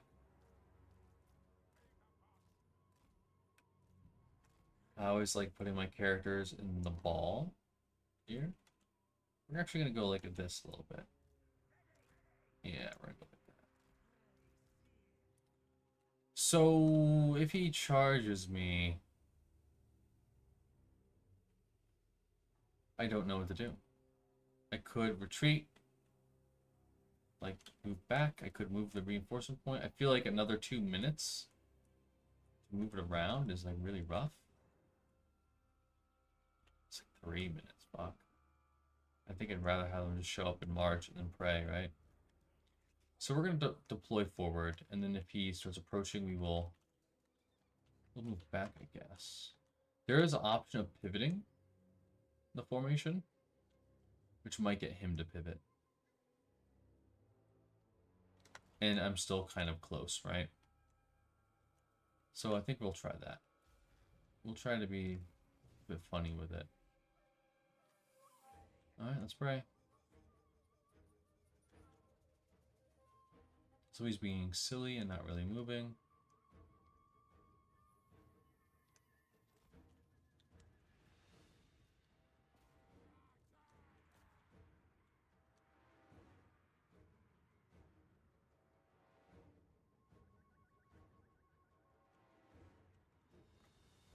Yeah, we need to start just throwing out summons. Doesn't matter, we have 11. If we end the battle without summons, then that's a problem. We're going to try to get the spell over here. Yes, we can. A little buff. We have a lot of wins. We should use them.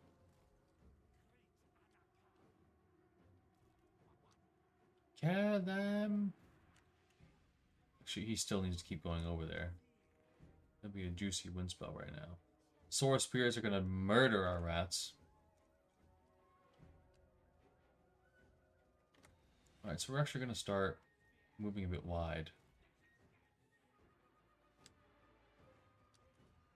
Have a charge.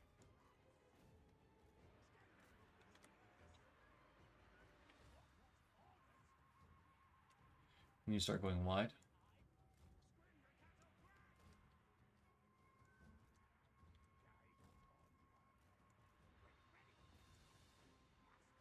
Okay, our reinforcements are here. We're going to dive onto that Bastille Dawn with everyone. We're actually going to pull back these rats because they're going to get murdered. We're going to replace them with the spears. We're going to try to break this flank.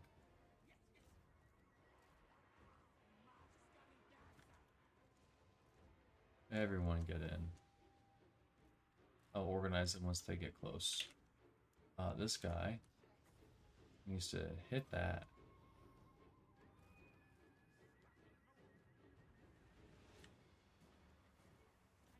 Cool. I don't know if I should commit the spears or not. Oh, we're committing the spears now. Why are they sitting around? You should be murdering. Our front line's broken. That's okay. It happens. We're rats. The battlefield is liquid. We're going to buff the boys.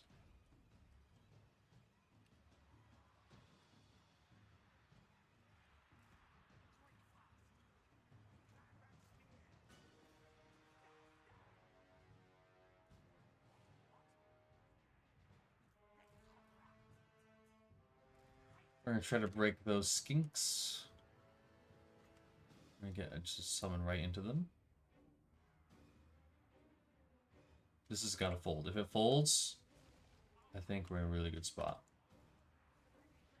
Alright, shit, they're skirmishers. Good.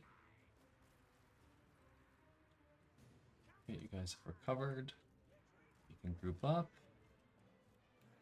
You guys are chilling for no reason. We need to kill that Bastildon.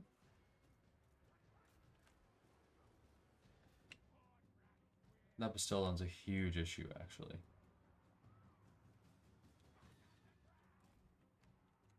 That's right. Oh, he's after my lord. Run, run, run, run. Flee, Grace here, flee. Yes, yes, run. Run for our troops. Fuck it, no, you need to come over here.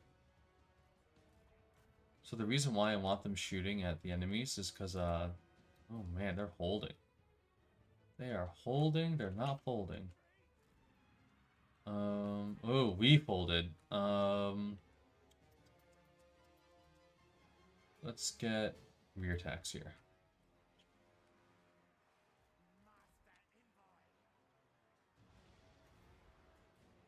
We're gonna fold here too. Okay, you need to get over here.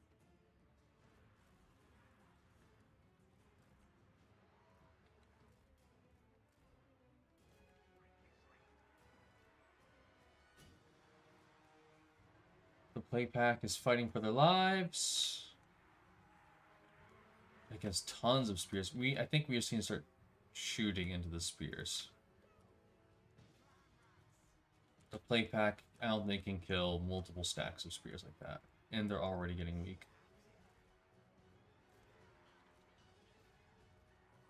Here they fucking come. It's worth it. That damage is worth it. We're gonna throw a little spell, a Razzle Dazzle. They're doing point blank shots.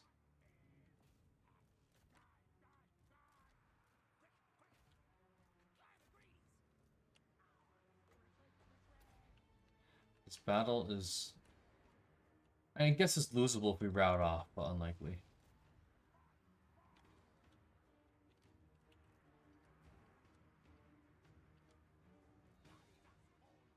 Just get in there. Give your lives for the Horned Rat.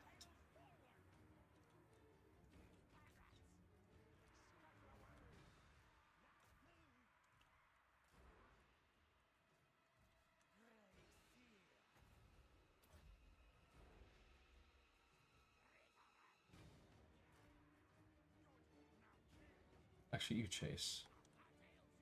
We're losing units to the side of the map. You actually need to come up here.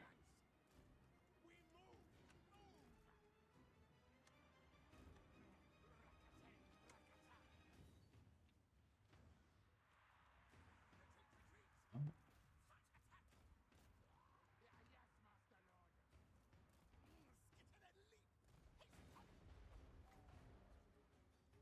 Cool. Get in the flank.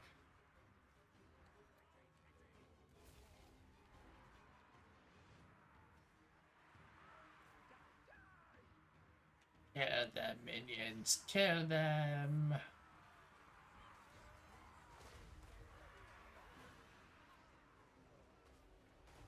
This game is so awesome. Okay, cool. The Plague Pack is chilling, but I want them to focus on Gorok.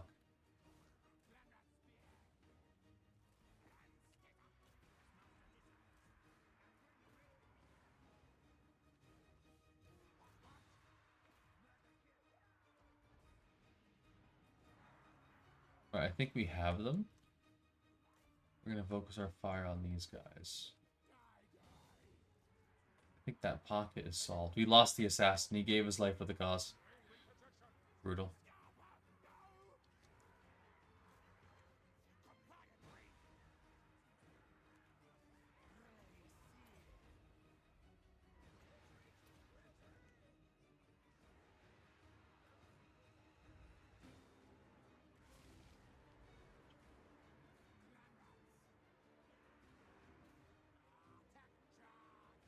Nice.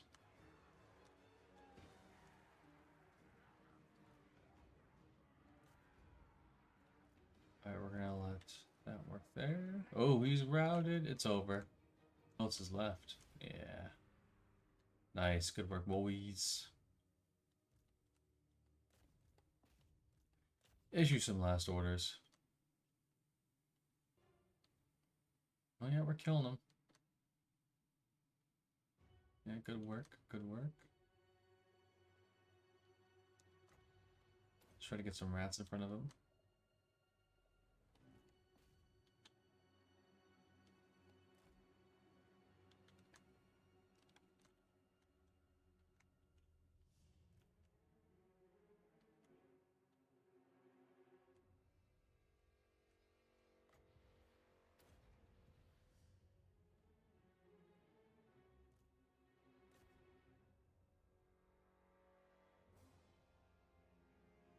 Oh, nice.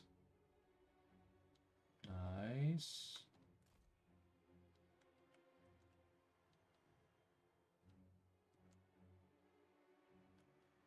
Alright, we want to leave him pretty low. Good fight. Oh, the Plague Pack did such good work.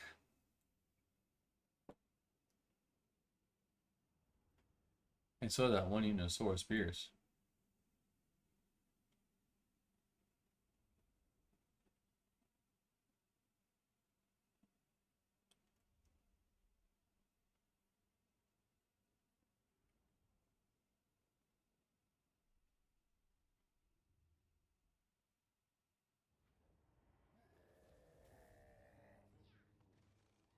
Okay. Shame we actually didn't kill the Bastildon. We'll take money. Because that's what's scaling.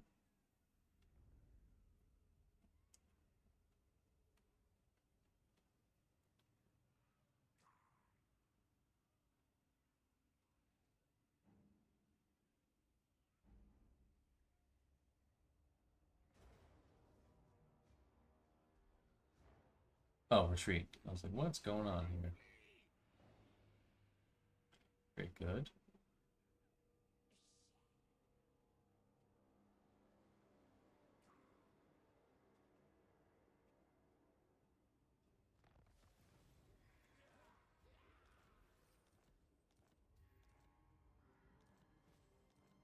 Alright. So one turn. We kill him. Fuck yeah. Get out of here. We might have actually fought that in the field not to lose this, but I'm actually going to wrap this run up in a moment. Oh. Good food. We'll chill. We'll go to... So tier 3 at turn 9, right? That's where we're at. Pretty good.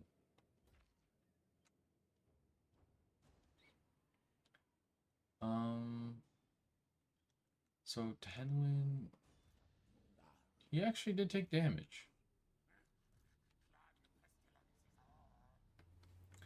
We could, ooh, we really could force the issue.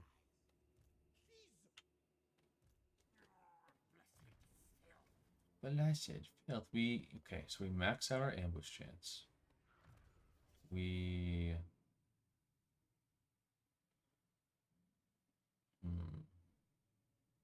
I think we double up on that breath.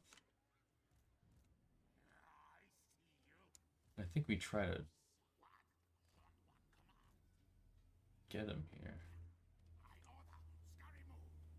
He probably won't. Why can't I attack him? Oh, wrong stance. Alright, so we're not going to ambush him because he has this thing up, right? Yeah, probably not. Let's see. Alright, so what do we lose? A lot. And that guy.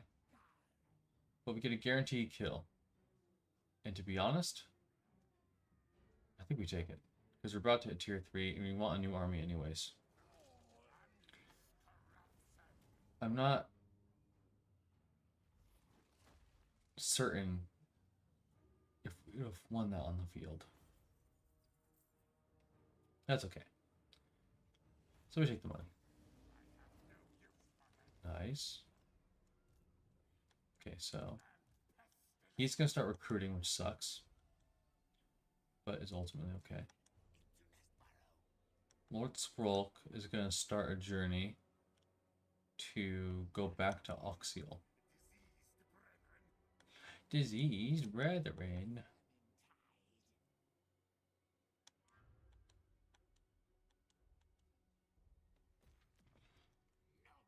Okay.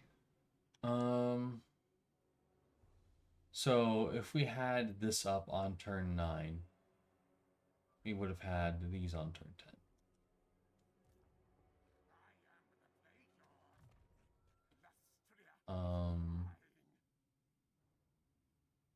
More characters. I think so. Scouting. No. Let's do Plague Rash. Okay.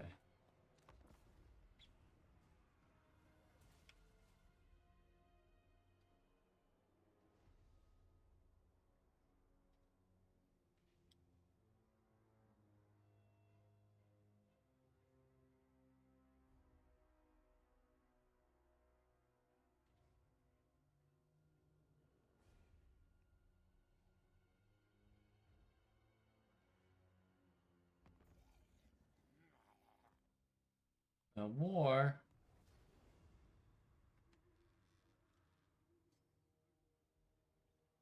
So let's see if Luther wants to be my vassal for a tier 2 settlement. Unlikely, but possible. Be the best. So these guys are gonna retreat because we cannot forward any of our plans this week.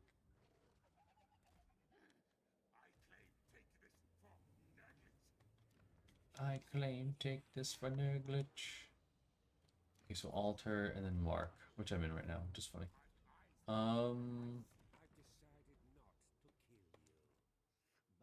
Oh, can I not vassalize him? Might not be able to. Let's see. Yeah, it's not an option.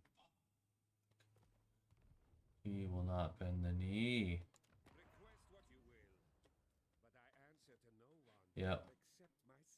Good to know.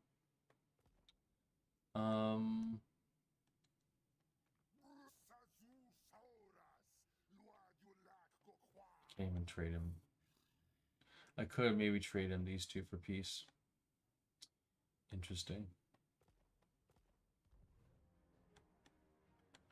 Interessante. Okay, cool. So this was a pretty revelatory run. I think maybe I could have fought that battle and got out of it better. And then this position could have been converted into maybe killing the high elves or killing Tenuin, or even maybe finishing off the Southern Sentinels.